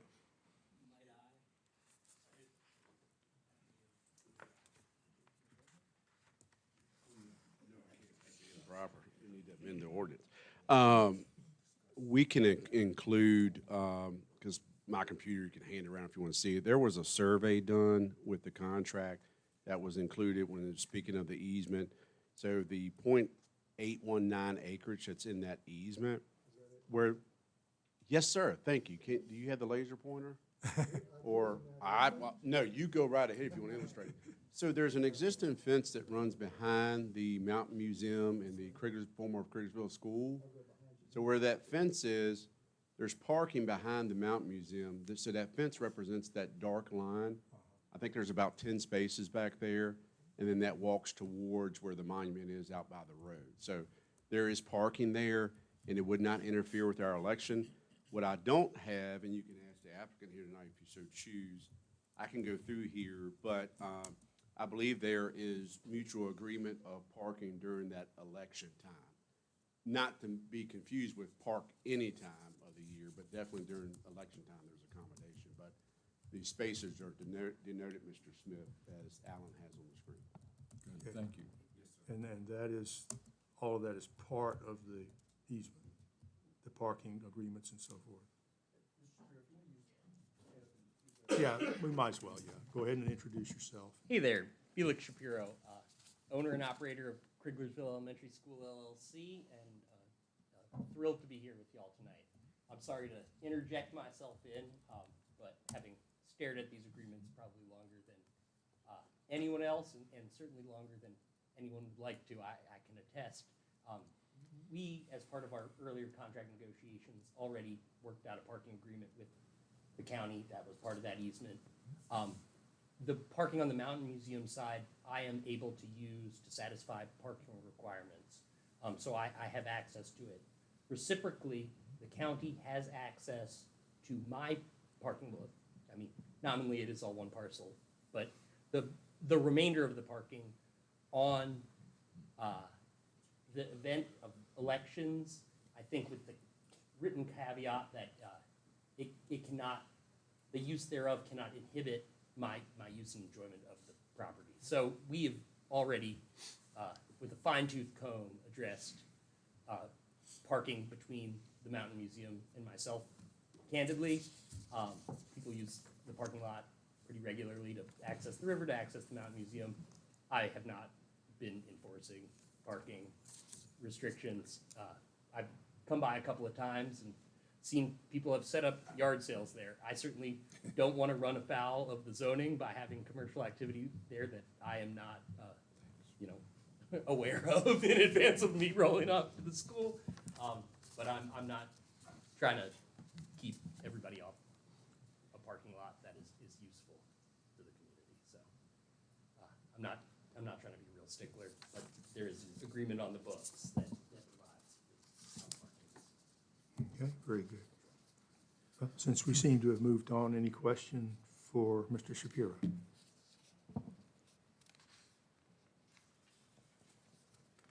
And I misspoke earlier. I said restrictive covenant. It's a reservation of easement by the county. Whatever you say. Sure. Whatever it is, it's perpetual. I'm not messing with the Mountain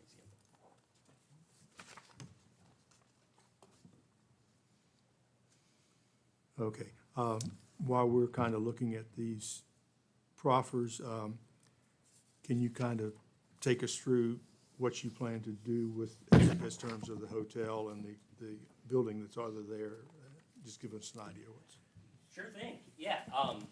The main structure is 17,800 square feet, which is simultaneously, you know, a big building by human standards, but a fairly small building from a commercial development standpoint.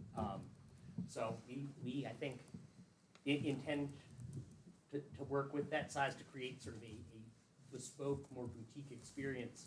I was, I guess, for no reason other than my vanity, saddened to learn that when you go to 6 rooms rather than 7, assuming a double occupancy in each room, it is, in Madison code, moves from being a hotel to a motel.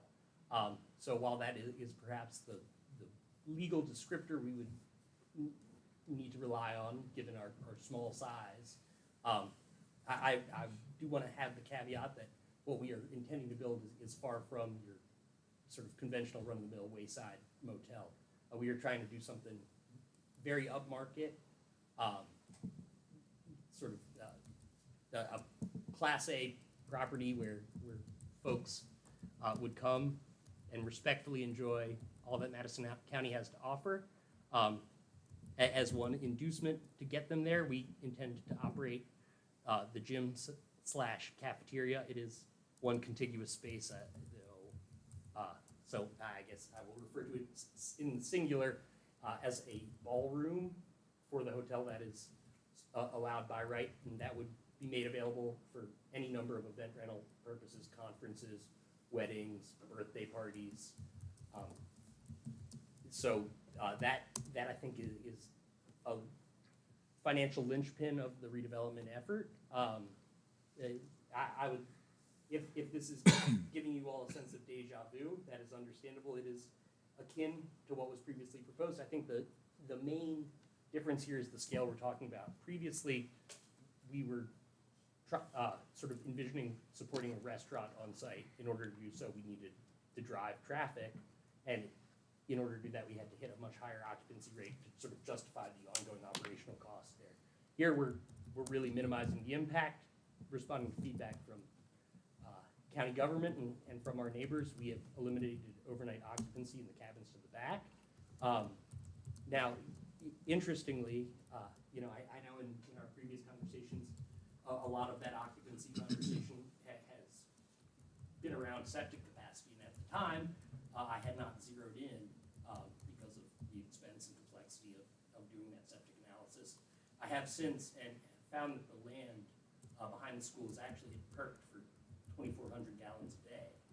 And so that is a phenomenally high septic capacity that far exceeds what we intend to use for this intended use. I bring that up only to say we have more than enough capacity to support this operation, knowing that it is a prime consideration of this body.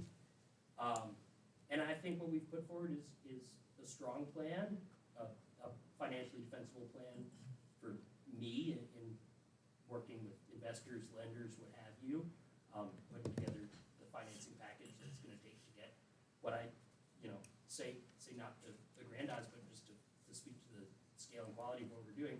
I anticipate will likely be a project that approaches $2 million in the cost. I think that it will be a huge economic boon to Madison County and the surrounding community, as acknowledged in the comprehensive plan. There is a dearth of hotel space in Madison County relative to demand, and that curtails the impact that tourism dollars can have here.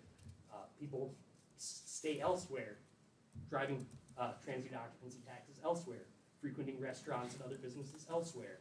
People who would like to be in Madison but do not have the opportunity. So I would say that this has the potential to induce a huge amount of tourism demand, not just in more nights, more stays, but in the economic multiplier that'll be delivered as these residents go and shop at other restaurants, because sadly there is not on-site options for them at Criglersville Elementary School, shop at other stores.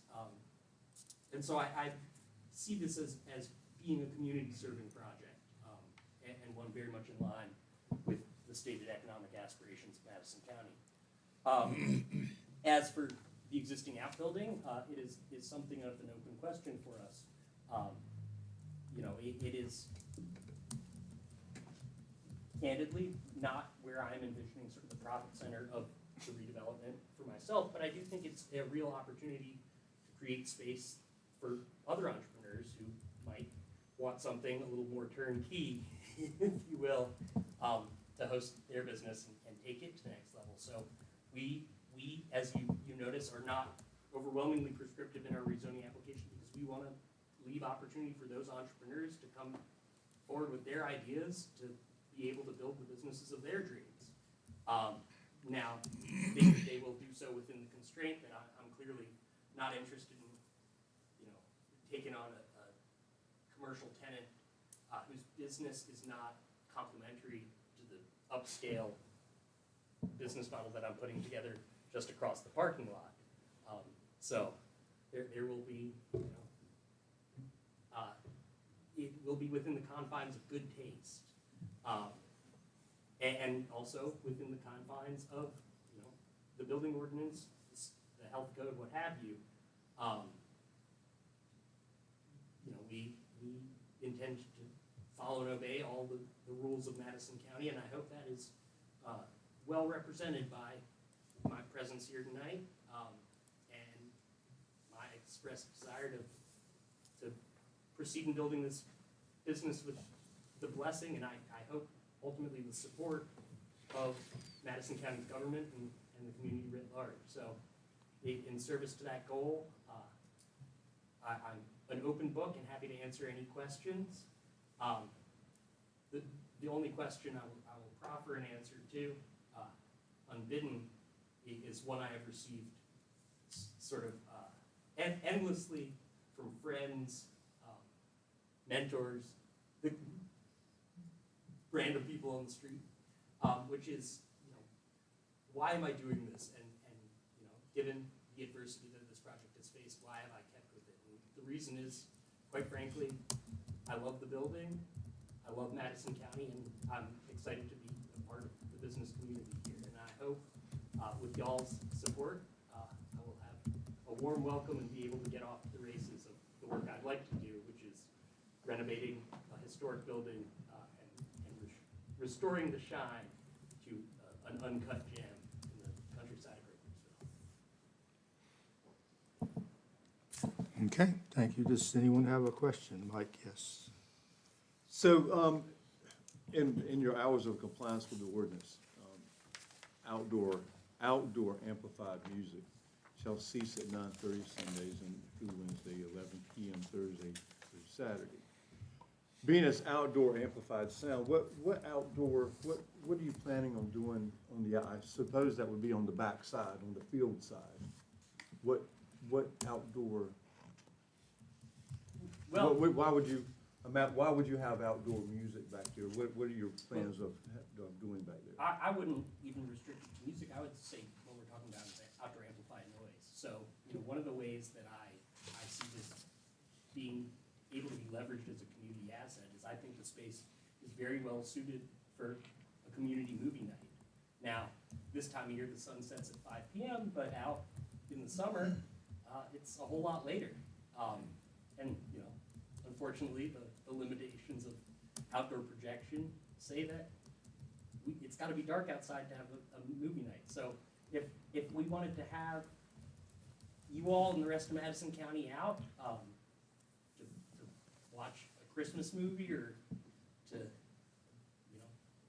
watch a 4th of July movie, I don't know, Independence Day, that would be a possible use that we want to make sure is preserved. That being said, we also envision commercial use of the property. So within reason, if a desirous user wants to, have a reception at a reasonable time and at a reasonable volume in the back, that is something that we imagine would be allowed. So yes. One of the things that I see, one of the things that I see with that would be, you're right next door to the church. Would you be willing to go into something that said, and this is just my quick thought, would be that on Sundays, between the hours of, so, I mean, if you were having a wedding, maybe you're having a wedding venue or something, and they wanted to get married at 12 o'clock, but yet you've got a lot of people that are making a lot of sounds during church hours, which is right next door.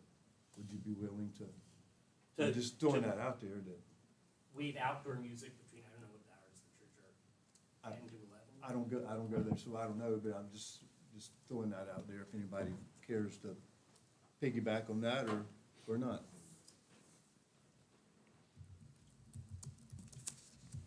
No, okay, well, it's just Well, an idea. yeah, I think you've touched on a point that's probably going to be a community outreach problem. You know, are the neighbors going to be happy with those hours? Is the church going to be happy with those hours? Is there a way that you can work with them somehow so that there's a communication back and forth? Yeah, well, I And think, that's, at this point, I've given it out probably 100 times. I think everybody in Madison County has my personal cell number, and I hear from them with great regularity. And so I certainly would employ. Any similar- feedback on that? I mean, anything you want to share with us? I mean, I'm not really hung up on outdoor music at 10 a.m. on a Sunday. I don't think that's, you know, a deal breaker. I'll, you know, want to talk to my lawyer before I agree to any changes to this language, having vetted it with them first. But conceptually, if that's the one sticking point, I'm willing to make that I'm just concession. that out. But I do want to be clear, this is in large part sort of my best offer that I can justify from a business perspective. So I was going to say I can't make any concessions 10 a.m. on a Sunday. If that's what we need to do to make this happen, I can make that concession. But I don't want to open the floodgates to sort of picking this thing apart. okay, you've proffered no accessory structure will be used for overnight accommodation. Other than the existing building, or do you have plans for other accessory structures? Not at this time. In the future? I can tell you that the historic tax credits that I intend to leverage to support this project come with very strict requirements about the construction of other structures. So, you know, I certainly will not be doing anything to jeopardize that.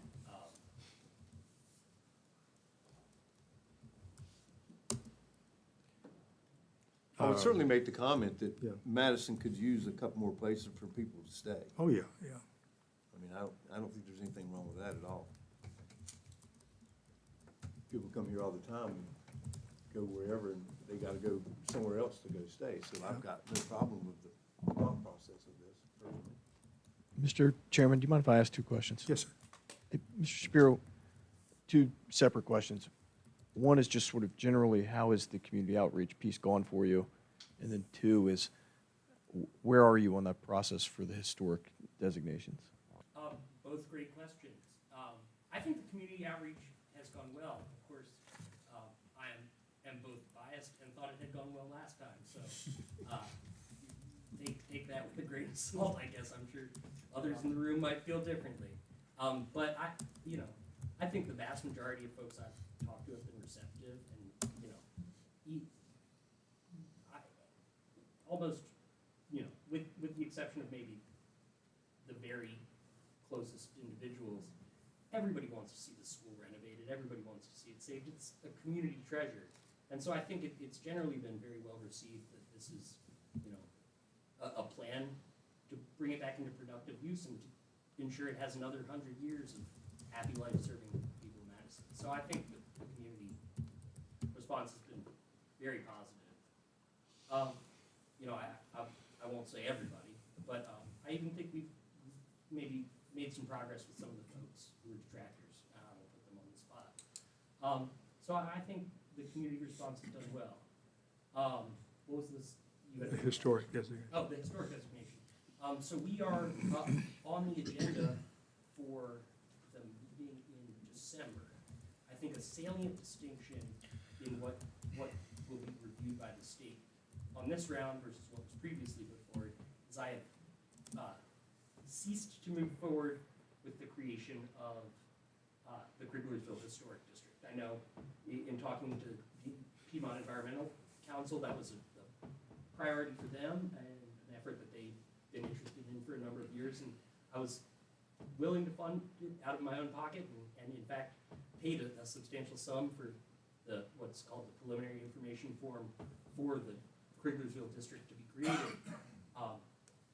Understanding that through the district creation process, if 50% of landowners within the proposed district would send a notarized letter within 30 days to the state to object, they are under federal law obligated to reject the creation of the district, and understanding that many of my neighbors were concerned about the impact. Now, I won't bore you all with it, but as we talked about, these are, there are no restrictions that come with the historic designation. It merely establishes eligibility for landowners to voluntarily pursue historic rehabs and thusly claim those state and federal tax credits for doing so.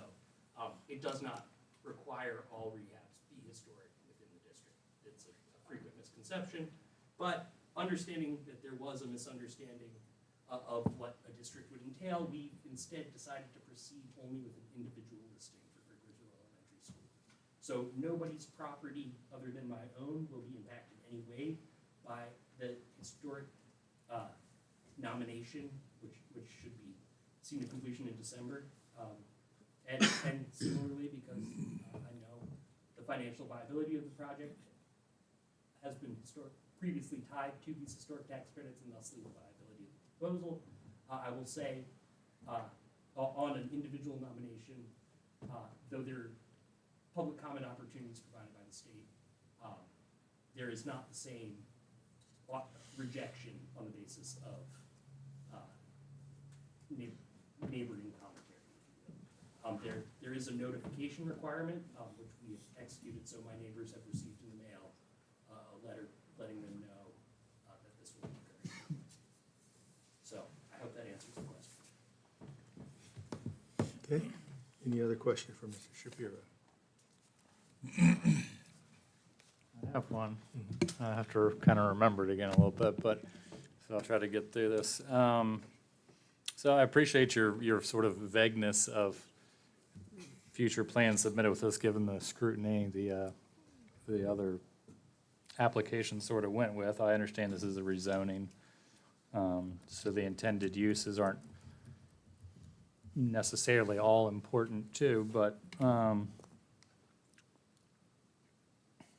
you mentioned that you would fall into the motel category, having 6 rooms or less by our county ordinance? That was what came up in the development committee. I would say, it broadly falls within, the service business category, what I'm trying to do. I don't know if it has to be a motel or a more broadly defined service business. I defer to the county's zoning professionals on that. All I know is that in my inquiry to the county, when I brought forward what I would like to do with the property, I was told that the use I described was allowable in B1, and so that is what I applied for. Okay. The nuance, the distinction that led to motel was a hotel in Madison law has to have 14 overnight guests. If we go to 6 rooms, we're gonna have 12. And so if it's useful, I said earlier, I can put a sleeper sofa in one of the rooms. Like that's what's required to conform to Madison County ordinance. But All right. I'm willing to call it whatever on paper, but I don't like to think of myself as an aspiring motelier. I prefer an aspiring hotelier. So I appreciate that clarity. So, yeah, I mean, to me, I don't see B1 as being particularly inappropriate. I mean, the school's use prior, certainly had a pretty high volume of traffic. To me, the implications of possible development of the entire property, what's behind it, would sort of be what I would be looking at on the rezoning, 5 acres to B1. So, Mr. Nichols, maybe it's better for you to answer, is that, what's the development possibilities as far as like building other structures? And I understand, like grants or, historic stuff aside. To clarify your question, you want to know what he would be able to do as far as accessory structures on the Exactly, property? right. Like Okay. further future development. He could build structures for accessory uses to anything that's not been proffered away under the uses. So if we look at our by right uses here, Sure. anything that's not highlighted and that he's adopting as a use, he can do by right and can have accessory structures accordingly. So as far as essentially, he would just need to meet B1 zoning setbacks. He meets setback, he building- comes in, gets a zoning permit like anybody else when they want to build something. He meets the required building code, setbacks, what have you. Yep. If it's something that, is close to the septic field, he's got to get VDH approval for those things. But it would be no different than anybody else for the uses that are not proffered away. Yep. Sure, thank you. And thank you, Mr. Shapiro. So, being you were going, if I remember right, you were going for an M1 first time, is that correct? Yeah. What was gonna be the difference to you from the M1 that was Yeah. denied to the B1? So I think the key difference was that I had originally intended to have 3 separate businesses operating out of the primary structure, right? And 3 distinct uses, right? I had a restaurant, I had an event venue, and I had a hotel. Under this conceptualization of the project, we have 1 business operating the entirety of the structure, and the event portion, if you will, is an ancillary allowable subset of the broader service business itself. So that is sort of the key to it, is it's a single use, albeit a multifaceted one. And again, I would defer to county staff. It was their direction that this business model would be allowed. So, Mr. Snyder, I believe previously the M1 or M2 zoning was sought after because there's a catch-all term in there for mixed-use structures.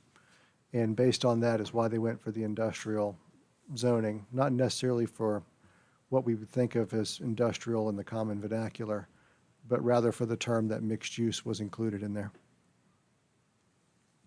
Okay, just curious. Getting a little more specific, your plan now is for what, 6 rooms upstairs in the school building? And you say you're basically going to lease or rent the spaces in the auxiliary building that's already there, accessory building? that is my hope, yes. Yeah.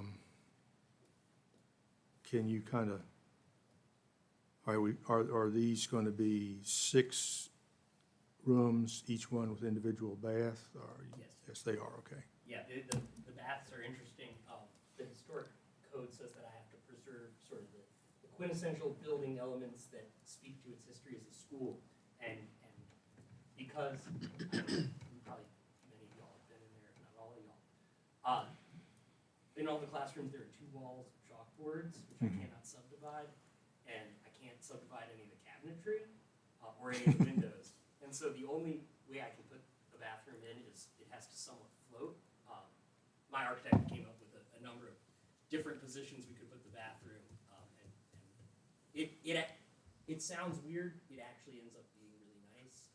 You end up kind of creating a vestibule as you walk in, and then having sort of a nook, if you will, that is created for the bed itself. So it ends up being quite nice, and the rooms are huge. I mean, they're like apartment size. So you end up actually with like a really luxurious, spacious. We're gonna have a whole seating area with a TV mounted on the bathroom that you'll have a chair and a couch, and then like a little kitchenette thing.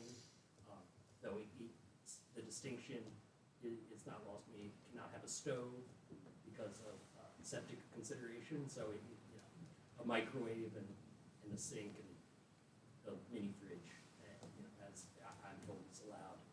and then a little dining table. So, you know, it'll be a nice little self-contained unit for folks trying to get away for the weekend and go hike Old Rag and White Oak Canyon and, you know, see the Okay. sights of Madison. So with 6 rooms available and the option of having folding beds available for a third occupant, you don't run into the problem. You would have a total occupancy possible of 18 rather than just 12. If you have With the, the sixth room, and the sixth room has a little bit of a different layout. It's so one on, it's oh, currently okay. one of the bathrooms up there. Mhm.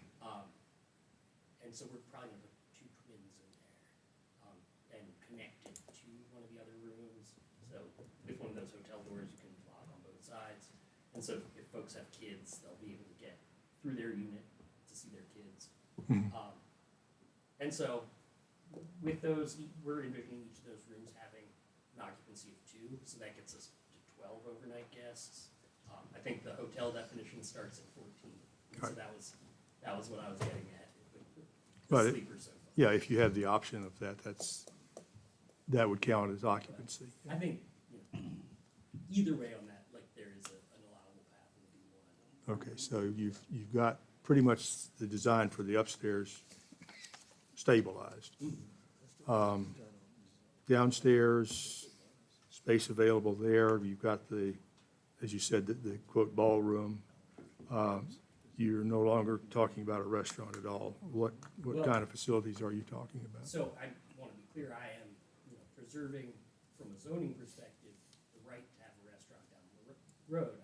You know, it was interesting, despite all the pressure I got to scale back the business model, when I started telling people that scaling back the business model meant that I couldn't have a restaurant, people were aghast and said, you know, that, I was really, you know, I wanted the rest of the project to die, but I actually liked the restaurant, and so, you know, I would love to run a restaurant, not really for any defensible economic reason, but because I love food.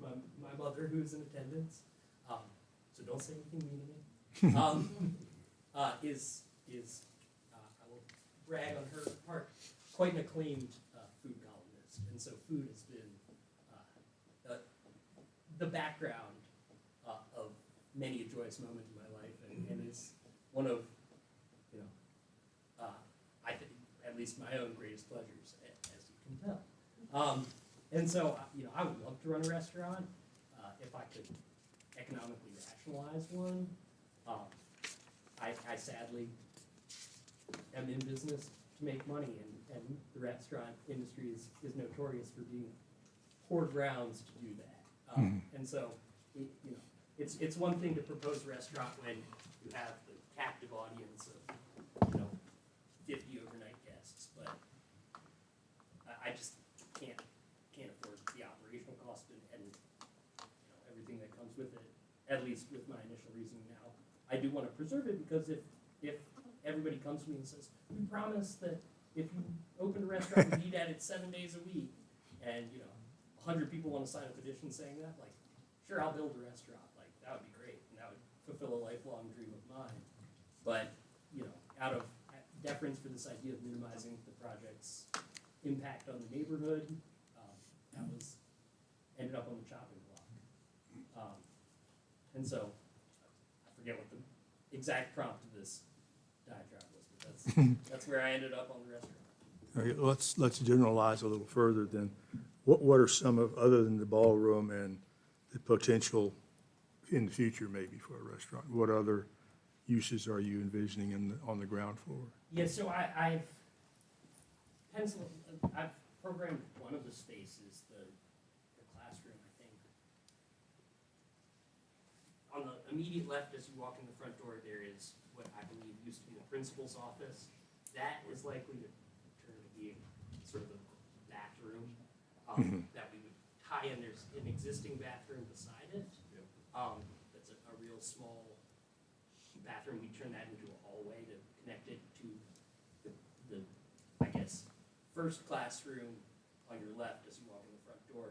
That room is likely to become something of a prep space, bridal suite, whatever you want to call it, where, you know, folks can put on a dress, get ready for the the biggest day of their lives. We're thinking the library is probably gonna, stay a library, maybe, you know, have couches or a billiard table or something in there to activate it, but it'll be just sort of like floating amenity space for people to use. That leaves 2 existing classrooms. One of them we're thinking about potentially having as sort of a flex space. It would likely be used during events as sort of a place where caterers could do their plating before they brought things out to the main catering hall. But that's such a narrow set of the time this building will be in use. We want to keep it open, so you know it would be a pop-up space if you know somebody in the community wanted to host a class or you know a yoga event or whatever the case may be.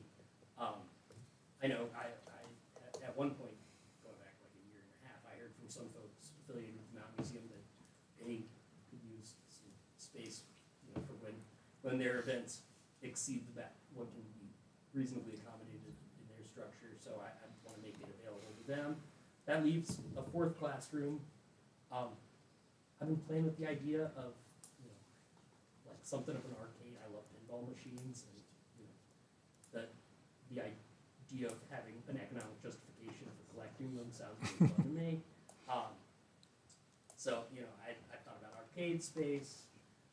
I'd like it to be something that is, you know, an amenity for people spending the night, but also ideally, you know, within the confines of you know, safety and staffing considerations, something that I could make available to folks in the community who wanted to recreate. I have had a problem, you know, not an untenable one, but now on 3 occasions since I purchased the school, I've had windows broken. I say that not to elicit sympathy, but to say there seems to be a dearth of activities for kids around here to keep them entertained. And I would not be an adult who buys abandoned elementary schools if I hadn't first been a kid who was very interested in seeing what was inside them. So I get the appeal. But I'd rather they be able to sort of productively entertain themselves inside. You know, when I'm there working, I'll let folks poke around, because I figured, my girlfriend pointed out, at first I was turning them away, and she's like, listen, if you turn them away, they're just gonna come back tonight, and then you're gonna have to fix another window. And so I've tried to, you know, subvert trouble, but I think the best way to do so is giving people a productive, wholesome, after-school recreational activity if I can. A sentiment I'd love to bring forward to the equipping of the outbuilding, assuming I can find operators who are willing to put together complementary business models. Okay, so you're potentially envisioning events, like say in the ballroom, being catered, that kind of thing? Yeah, but it's, I think, at this point, I'm not envisioning having like a true catering kitchen. It'd be Right. more of a warming kitchen, so most of the food prep is gonna occur off-site. All the dishwashing is gonna occur off-site. Mhm. Likely, we're gonna outsource our linen service, Mhm. so we're not gonna do that on-site. Mr. Chairman. Yes, sir. 2 things. Number one, I appreciate the questions and all the facts of the building, but the application in front of us, do we think this land deserves to be zoned B1? Good point. And that's what we gotta look at. The other thing is, I know this land is surrounded by agriculture. Does it meet the setbacks? Mhm. So, as was the case with the proposed M1 rezoning last time, the building's current setback is grandfathered in, and so that is the narrowest point between that corner and the rear back corner and the property line right there. So that setback carries over regardless of the rezoning. This was something we waded into early on in the previous rezoning, and that my attorney was able to prevail upon Sean Gregg about. And so I have that email correspondence if needed, but it's established. Is that correct, sir?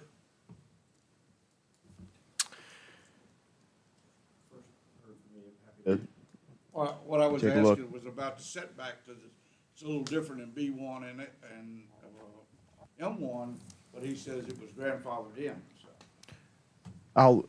I'm happy to go back and look. I don't have an answer for you right now. Okay. Yeah. But I can see.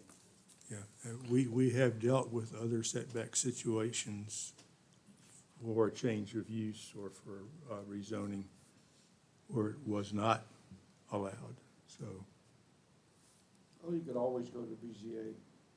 yeah, that's true. To answer Mr. Elliott's question about the setbacks, for B1, the yard regulations read that there are no setbacks except when you're adjacent to residential, agricultural, or conservation. So he is correct in that they are different, and the minimum side and rear yard shall be 50 feet. We can dive in. My attorneys, this was, you know, the first issue in rezoning last time, and it was one we overcame very quickly. Now, I, as you see, have not brought my attorneys with me tonight in what I hope was a sign of civility. And so, if you want legalistic answers, I can get them for you, but not tonight. Yeah, Pete, I'm with you as far as the rezoning part and looking at that. As far as the specifics of it, I was gonna say, speaking for myself, you could do just about anything within the existing walls of that school, and that was legal, and I would probably be in favor of it. My whole thing with the rezoning of the 5 acres is just, you know, opening it up to other development and stuff that may or may not be appropriate to the area that you would automatically be by right. And I understand, you know, you're gonna invest a certain amount of money and you have to recoup that, and development, you know, it's either, you know, the scale helps with some of that Well, it's ability not even to. I mean, I'm just thinking about, like, I don't wanna give you guys a commitment that I'm never gonna need a meeting. Yeah, you would be crazy too. That would Yeah. be an insane thing for you to commit to. That's kind of what I mean, like, you would, yes, I'm I saying- would but I'm question saying your you're not sanity doing if that. you offered that as a provision of rezoning. But I'm just saying, that's, you know, like, there's a line there, and that's when I'm considering it for the rezoning, that's my main thing that I'm looking at as far as, the appropriateness of it. And, you know, how what's before us may align with the comprehensive plan or not, depending on how people interpret certain paragraphs of it, but, you know, that's pretty much it. Mr. Chairman, one more question. Yes, sir. The piece of land that's across the road, is it the same tax map, and will that become B1 too? Yes, that's part of the same. That's the river frontage, is that correct? Yeah, it's river frontage on both sides and river bottom. And that's floodplain though. Yeah, that's Yeah. all. The floodplain goes like halfway across. the Right. So your development prospects across the road are slim. Yeah, I'm not, I mean, it's all like wooded, Yeah. riparian buffer. It's like, you know, 10 feet up the bank of the. Thought it was $100,000 to $200,000. Yes, that is the price. Integral to your plan. Yeah, yeah. Yeah, we will have public comment, thank you. Okay, any other, Mike? Yeah, I hate to even bring this up, but Nathan brought up something here. I wasn't even thinking about it. But, so what would change this is if you said that you wanted to do what you originally wanted to do, which is in the boundaries of the by rights, and which is not listed on the things you can't do, of what you wanted to do initially. You follow me on that? I did not, I'm sorry. You mean like the things out back? Yes, Right. yes. He's, Number he's, 3 on yeah. there says, no overnight accommodation. But that would still leave, I mean, a gazebo, or trails, gardens, orchards, whatever you want to do there. But Yeah, I mean, there's there's potential options that could be quite nice. I read that as what was existing now, and then I read that as the accessory structure that is there now. That's how I read that. So, Yeah. that's why I'm just kind of going on with what Nathan said, so. I mean, I can't have overnight accommodation in the accessory structure now because it's in the floodplain. Right. And, you know, I guess if I jacked the thing up, maybe, but that's not where my head's at. Yeah, basically this says, it doesn't say whether it's past or future, it just says no accessory structure will be used. So any additional structures back there would be accessory structures, I guess. Is that correct? Yeah, I mean, I'm happy to say new structures if Yeah.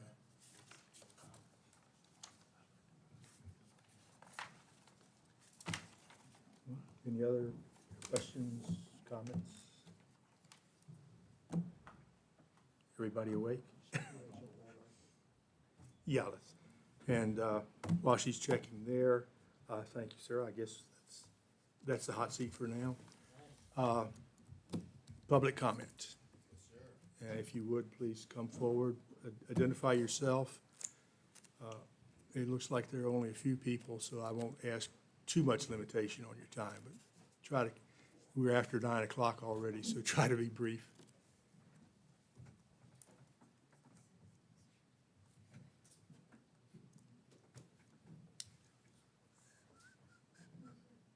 No one on, okay. My name is Joe Beto. My only question is, why are we even reconsidering rezoning? Everything he wants to do is available in his current zoning with a special use permit. Why are we rethinking this again? Thank you. Other public comment? Yes, ma'am. Yes, please.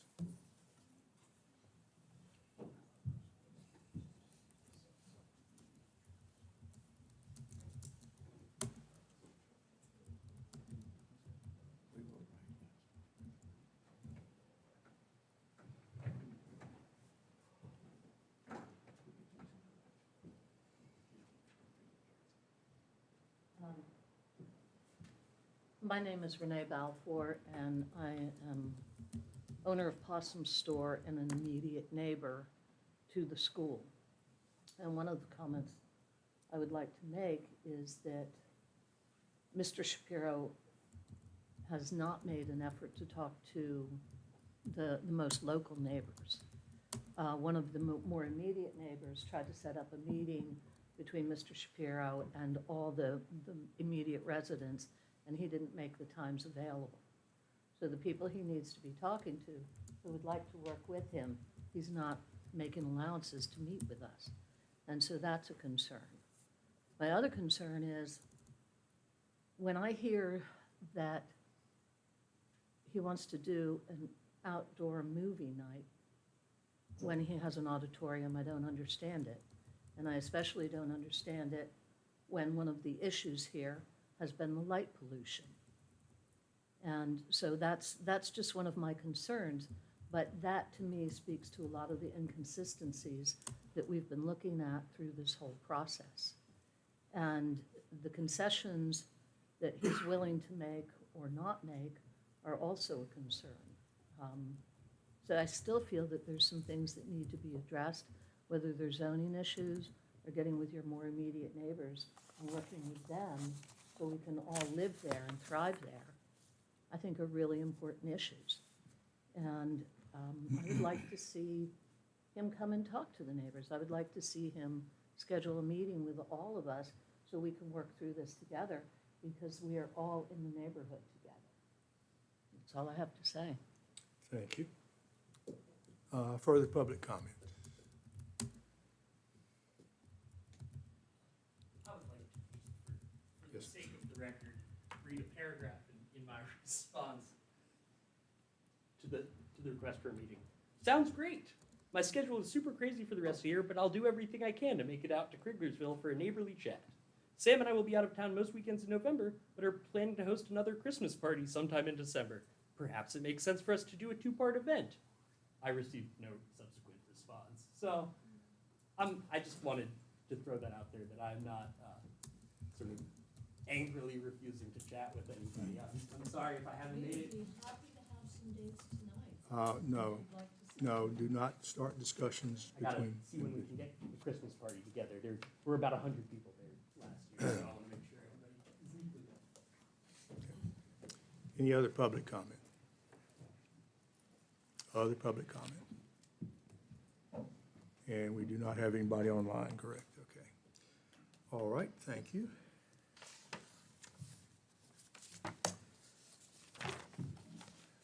All right. Our next piece of informational is the kind of an introduction to the comprehensive plan draft review. Alan, do you want to mention that, or you want me to just go ahead and talk about that? Or? You can take it, Mr. Chairman. Okay. Jonathan has provided us with a copy of the draft that you were working on up until, what, last week? Trying to get everything together. Thank you, Mr. Chairman and members of the commission. So, however the chairman suits to discuss you all moving forward, it is finally available to you in draft form. That does not mean that is the final draft. That's what staff is handing. Certainly, I encourage you, I think as we talked several months ago, providing the comments. I think Mr. Smith can acknowledge he spent a lot of time working on that. So I would encourage the rest of the commissioners, take your time and go through and do that as well. I think the work group and many other people before it got to my hands to work on this. I will say most of my time was going back, and we're going to update that picture, by the way. Tracy's going to take care of that for me. We've painted the roof and put the bollards, thank you, to our roofing contractor. It looks wonderful. But I've gone back through the statistical data. That doesn't mean don't double check or triple check behind me. I feel pretty good about that. We did some updating, whether it's with tourism spending or the updated 6-year plan, things of that nature. Went back through even to check our employment status. We did make some changes there. We have a couple of employee ranges between, I think, the 100 to 200 range and 200 and beyond, because the schools alone are over 300 people. So went through and made those edits. But please, this is now handed to the Planning Commission for you all to take up. There may be some recommendations either from Alan. I have officially turned it over from a staffing side to Alan, so he will be the repository for your comments and edits and back and forth as you go through. So, Mr. Chairman, you may have suggestions on your meeting schedule. Certainly, it looks like with what was presented here tonight, you might have agendas full of items that you might want to do separate meetings. But so please reach out, get familiar with it, ask questions. We did circulate. I had a few citizens who were working on this prior, such as Fayouds and Peter Work, reach out. They have this as well. So that's all I basically have to say about it. Okay, thank you. Jonathan, is there any way we can see Jim's notes? Alan, will you handle that, please, sir? Email Planning Commissioner. Now, I want to be fair. Mr. Smith can speak for himself. We had circulated where we were at a specific time back in, I think, late August or September. So those comments we will send you was based upon that time. They very well may still be relevant, but I think Mr. Smith has additional comments based on this one. But yes, sir, please circulate that. I mean, if he's got them available. I'm happy to forward the most recent comments if that you Mr. wish Smith to do submitted, Is or that okay however, with you, Jim? however we I just sent coordinate. them to everybody. You, okay. You should have it. You did? Okay. You sent them out today? And To what yesterday. address? Did you, Personal Yeah. emails? Yeah, I didn't use To the the- county. probably to the county address? No, No, personal. to the personal address. I didn't get it. If you sent it, I didn't get it. Okay. So, yeah, let's do that. I would like, well, first of all, obviously, we don't want to go through this tonight. I would like everybody to look through it. And if there's any way we can, I don't know, getting together, we're going to need to get together the whole planning commission and at least spend an hour or two looking through this after you've had time to examine it. I don't see no hour or two getting it done. Yeah, well, to get started, it might take several. And Mr. Chairman, just a friendly suggestion. I don't know what everyone's schedules look like. Obviously, Planning Commission's normal reoccurring time is first Wednesdays, third Wednesdays. I don't know if everybody's used to Wednesdays and you want to go those off weeks of joint meetings and your normal workshop to do it Wednesdays. The work group, that doesn't mean all the hours that went into this because it got to a certain point before it got to the work group. I think we had 3 meetings, each of 2 hours plus for each meeting. So that just gives you a little feel of some of that review, but certainly, maybe that's a suggestion. If you're used to Wednesdays, forge ahead with Wednesdays, but that is up to you, and maybe the chairman of the board has other suggestions, but just a friendly suggestion. Yeah, the scheduling, also having a space where we can meet, if that's another potential problem. Does that sound doable? Try to do other than like second and fourth Wednesdays? Second Wednesday, Parks and Rec uses this room, Okay, so the fourth would be the one. we'll need a fairly large space. It's got So to we be can space. move them if you like, but that's up to PRA.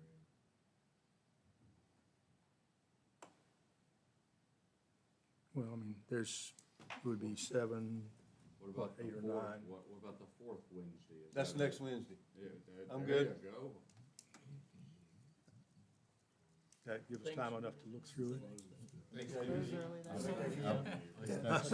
And next Wednesday is a Before holiday. Thanksgiving. When does this thing, when do we need, I'm out of state. Yeah, when that's, do we need to pass it? that's a good question, yeah. Yeah, when do we need to pass the comp plan? So you're working on it, I don't think, this was a good question I was asked before, I don't think there's a comp plan police that's gonna show up. No, I You'll think have other it counties this year. never. Yeah, we're already It'd be late, that's great right. to have it done this year, but I anticipate this, It's not gonna here's happen. it all going into February. It's definitely not gonna happen this year. What about thinking about a time that everybody's available before, at the December regular meeting, and we propose a time then? I talked to Steve earlier, and I apologize, Steve. I'd like y'all to go through it a couple times, or one time, or however many times till you feel comfortable, and then do a joint meeting with both bodies, so we can hear rationales and hear our concerns, and then hear y'all's concerns as well, once you get to that point. And if that's gonna take one meeting, that's fine. We'll schedule another one after that for both bodies. It may take 2 or 3. Just what it is. It's a Yeah. big document and something that's gonna last for a long time. Yeah, before we go to a public hearing, we have Yes, sir. some joint meetings, Yes, yeah. sir. And we'll need to know your dates, cause we've gotta advertise. Yeah. We'll be sitting live. Well, that's true, yeah, because we do need that as well. So, do we want to do it as quickly as that? Is that going to give everybody time enough to go through this? Thanksgiving Eve, Next week, yeah, that's not. that's pretty short. Yeah, I forgot about that. It's a big one. I'm not doing anything that night, but, okay. Sounds like it's Christmas Eve. So I'm looking at the auditorium calendar. Like I said, we can move PRA if that's desirable. Mondays are always wide open. Thursdays is always wide open. And then most of the time, except for that second Wednesday, this room's open. So I don't know if there's a different day of the week. Or if you want to do an earlier start. That's December 2nd, wide open. Every Monday, this room is wide open. In Parks and Rec on that second Wednesday, they meet at 7 PM. So whether you want an earlier start time or you want to go every Monday, but I'm looking at the auditorium calendar now, so I can answer any questions on the fly. Good, okay. So, what's the consensus on maybe, I mean, our December joint meeting is within 2 weeks, right? It's within a week or so. So, The 4th, it's on the 4th. yeah, so maybe let's see, you can give us some idea of when the auditorium's open. Yeah, every Monday, it's wide open. Tuesdays, the second and fourth Tuesdays, the Board of Supervisors meetings. Wednesdays, it's available except for that 7 PM meeting, the second Tuesday every month. But again, I don't, I'm just speaking on my behalf. We can move PRA. We can move PRA, we can use War Memorial or some other venue for PRA. So really, your Wednesdays outside of your normal meetings are open, so you have that second or fourth outside of next week because it's the holiday.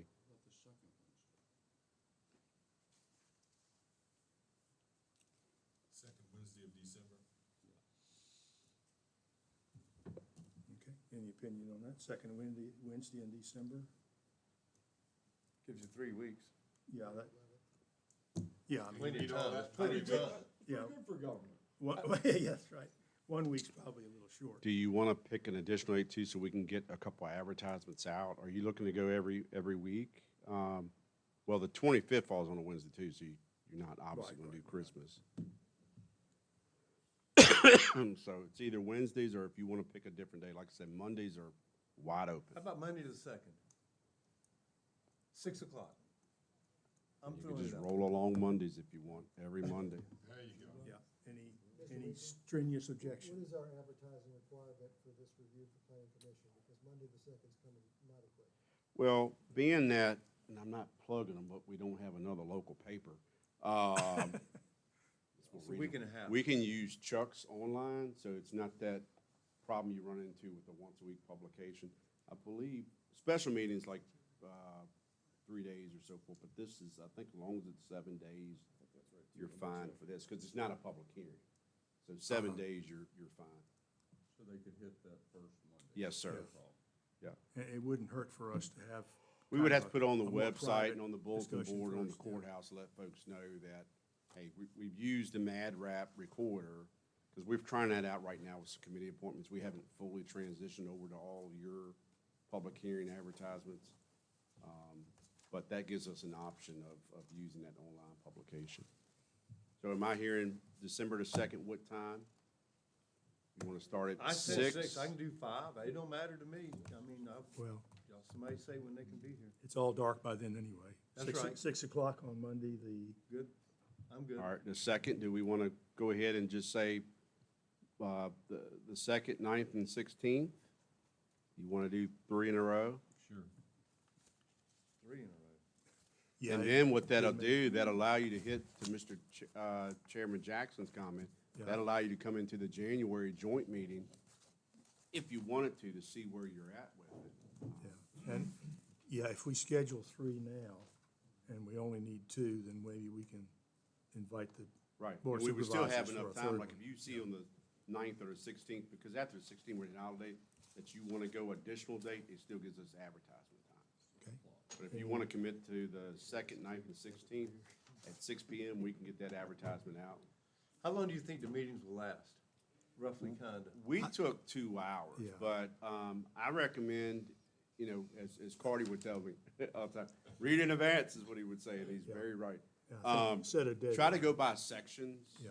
But you do what you are. You're grown-up adults, but I recommend sections. Not all the time. Well, to each your own. But, you know, we spent 2 hours easily. We had to discipline ourselves, say, hey, 2 hours, let's get out of here. It's kind of like the movie rule. If you watch a movie past 2 hours, you're probably falling asleep. I know I do.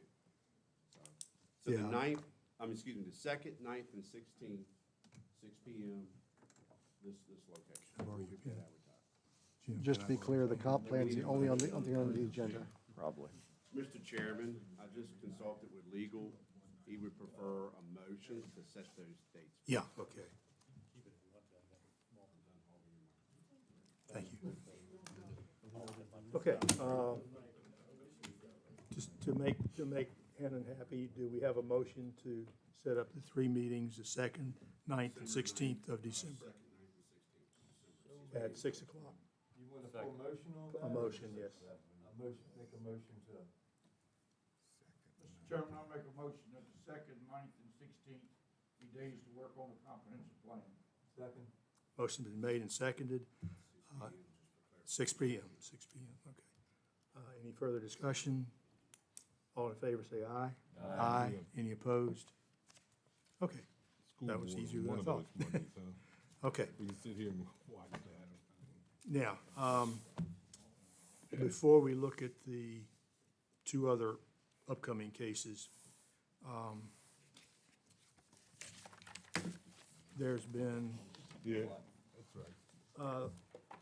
some problem with communication, and I think we have, shall we say, people who are reluctant to use the county website. I know Hannon and Alan have some discussion about this. Alan, would you mind introducing the, kind of the two things that you think more or less point toward us using the county website? I'm happy to do that, Mr. Carpenter.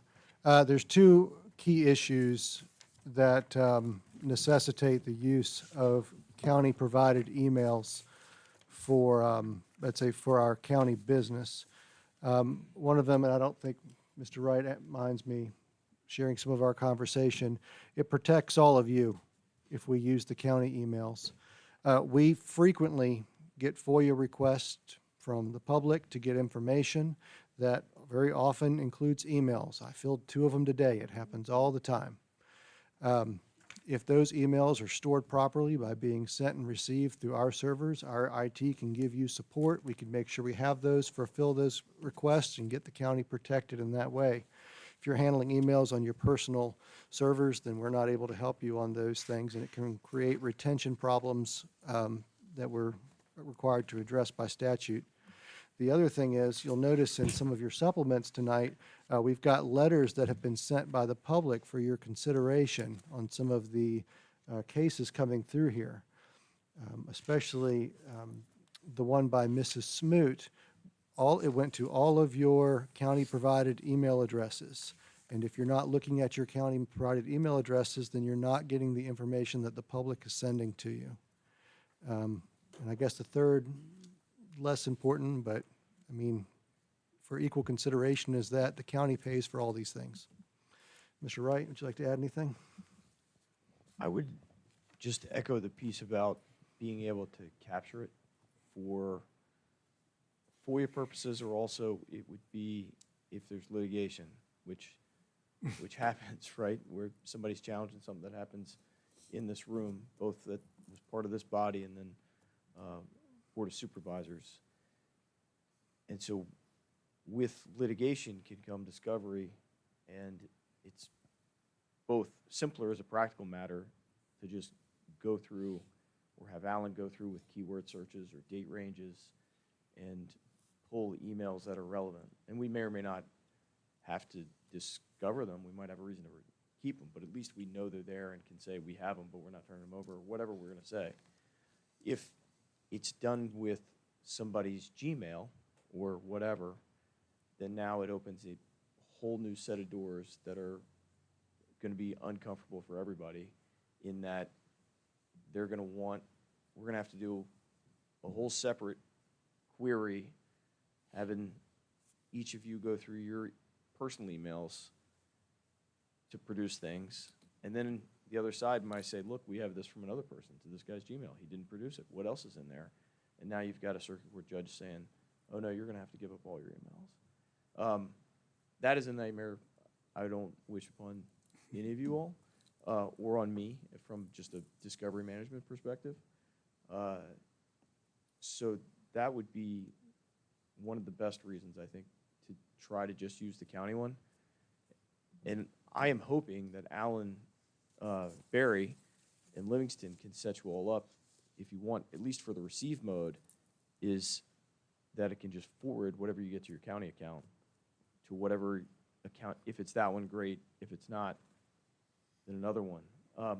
You know, the other thing you can do is get the Outlook app on your phone, and so that is going right there, and you can access it, and maybe have a separate email account for a different email. Anyways, there's a lot of ways to skin the cat. And Alan can help you with, Barry can help you with a bunch of those things. But the other part too with the FOIA, the scary part of it is if we are not in compliance with it, and you know, you've got the right plaintiff in FOIA litigation, then they not only have an easy win, but they get awarded attorney's fees also. So please use your county emails. And also, I mean, same thing on the text messages. Just if you can avoid using text message for county business, do it, unless you have a county phone. That would be my advice. Take it away. And Virginia Public Records Act, too. And Virginia Public Records Act, which gets the retention piece of what we have to store and how we have to store it. You guys had me at use your email, like you did. Couple detail questions here. If one of us emails another one of us on personal email accounts, even if we're discussing planning commission business, if it's just the two people, is that subject to FOIA? It's county business. If it's county business, it still is, okay? It's not a meeting, but You it's didn't still. ask us, but it's not a meeting. Right. What I'll do, if there are times I have to broadcast things to the Yeah. whole board, and thankfully they haven't smacked my hand, but I'll put it every time. Do not reply all to this email, Yeah. avoid electronic meeting. Because sometimes you don't know, or it's just so easy to send a response. Okay, But as long as you're, I know you didn't ask about meeting, but as long as, you know, a majority of you are not communicating, then you're not constituting a meeting okay. electronically. But Sec- yeah. different issue. Yeah, Right. second specific question then. You both mentioned the fact that there is a way that you can work through the county email, forward something to our personal emails. I talked to IT this afternoon about that, and if you stop by their office or call them to just set up a time, they are more than happy to work with you to set those up, to send the county emails through your personal devices in a way that will suit for everybody. Okay. Does that go the other direction too? That's Can we a question reply for from our IT. personal emails back through that It's a passage? question for IT. Yeah, okay. Yeah, I think that's right. I think you can set up certain rules and parameters within those emails, but Who do we set this meeting up? How do we Go see Alan, go down and see Alan Barrett. when's he there? Alan, he's 8 to 4:30 every day of the week. And him or Livingston, or now we've got this fellow Federico, I don't know his And- capabilities, but he seems qualified. I'd be happy to, if you just give me your dates and time availability, we will work around your dates and availability. and if I wanted to earn a gold star from Allen and Livingston, I would refer you to the county IT ticket process, but I'm not going to. I'd be happy to take your dates and times availability, and we will work around that. They're expecting your call. We've already talked to them. Call them directly or email. Yeah, and they've just, You can call the IT department. I would say it's better, I mean, someone is only there. It's better if Yeah. you dates. Every time I've been there, I just walked in, he helped. Yeah. and they've just hired a third guy, Federico, so they, IT's not on the directory when you call into voicemail hell. Okay. You know where the Commissioner of Revenue's office is? He is the door right before the Commissioner of Revenue's office. between The him and, glass office. The the glass office on the corner. It looks like a techie office. Yeah. You can't miss it. Got pictures of Clay on the wall. It's not good. It's not good. Everybody. Okay, so for those of us who are too old to change our habits, that's a possibility.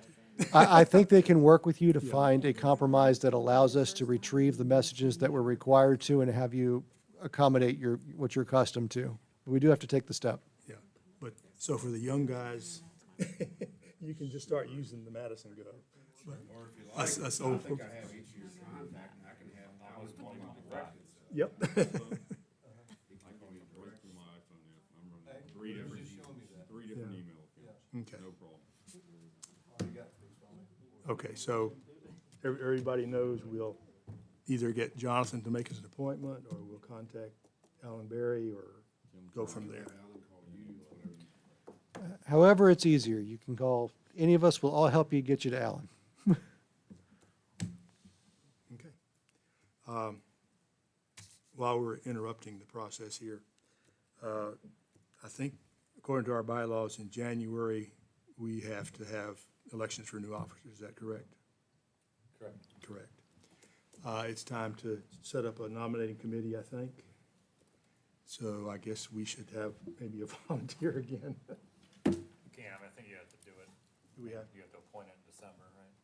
Yeah, we'll need to, so we need to get, yeah, we would have to report at the January workshop, I guess, to do that. We wouldn't want to do it in the, We'd like to have nominating committee on your next yeah, planning yeah. commission agenda. So some brave soul can. Would you like that volunteer. for the joint meeting agenda to show up? That's just in a few weeks, or do you want me to go to the next workshop? I I don't think we should deal with planning commission only business at a joint meeting, should we? I don't think we have. A nominating committee for officers shall be appointed by the chairman at the regular meeting in December and shall report its nominations to the planning commission at the workshop meeting in January. Excellent, okay. It's all written down there. Workshop then. So at the December workshop, which is the regular meeting, Understood. we will appoint the, okay. So that means don't everybody stay home that meeting. Well, no, maybe that would work. Whoever stays home gets to be on the committee. Okay, thank you. That was the other thing that I needed to mention. All right, Alan, I think you've got a couple other minor, upcoming cases you wanted to mention here. Yes, Mr. Chairman. As we saw, Meander Inn LLC this evening, they're coming up for their public hearing. Advertising is complete. Neighbor letters have been sent out. We're all set to hear them.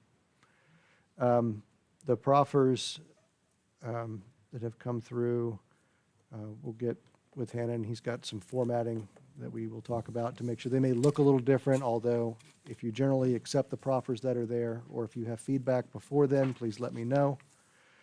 But that's coming. And then for the December workshop, we have Josh Heggie. Some of you will remember his previous case. He has a parcel up in Brightwood that is on Highway 29, and he had a conditional rezoning where every single one of his by right uses were proffered away except for agricultural store. So Mr. Heggie came to me and said that his business plan for agricultural store is no longer financially feasible, and he needs to recover some of those by right uses. He has asked for all of the by right uses to be restored, but that is certainly something to be discussed at the upcoming workshop. That is what I have for you now until the next PDRC. No, sir. PDRC is our introduction when we're at PDRC. You don't have to be. You can read the minutes. It's online. You can come sit with us. It's all right. It's open to the public. Okay.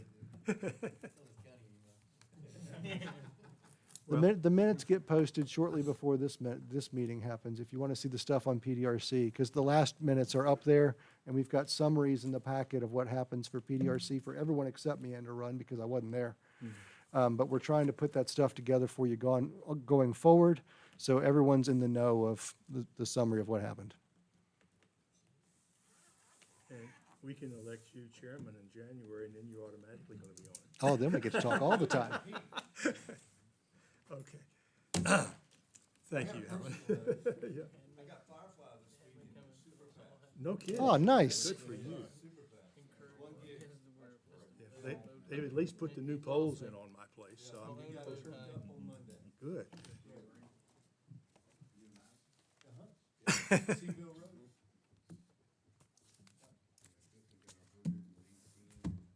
Either hooked up or that, within that number, they have to schedule it. So either they have you connected or they're waiting for you to tell them to come hook it up inside. Very good. Making progress. 100 meg for $50 a month and 1 gig for 80. Yep. It's terrible too. I finally got good internet. It's nice. It wasn't HughesNet then, huh?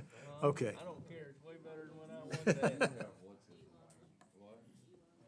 Okay. Move to adjourn. Any other business? All right, we've already had a motion and a second. Are we ready to go home? All in favor, say aye. Aye. Any opposed? Thank you. Have a good Thanksgiving. Thanks. Oh, did you miss the seconds? Okay. You have to be alert. Okay, 3 Mondays. Oh, well.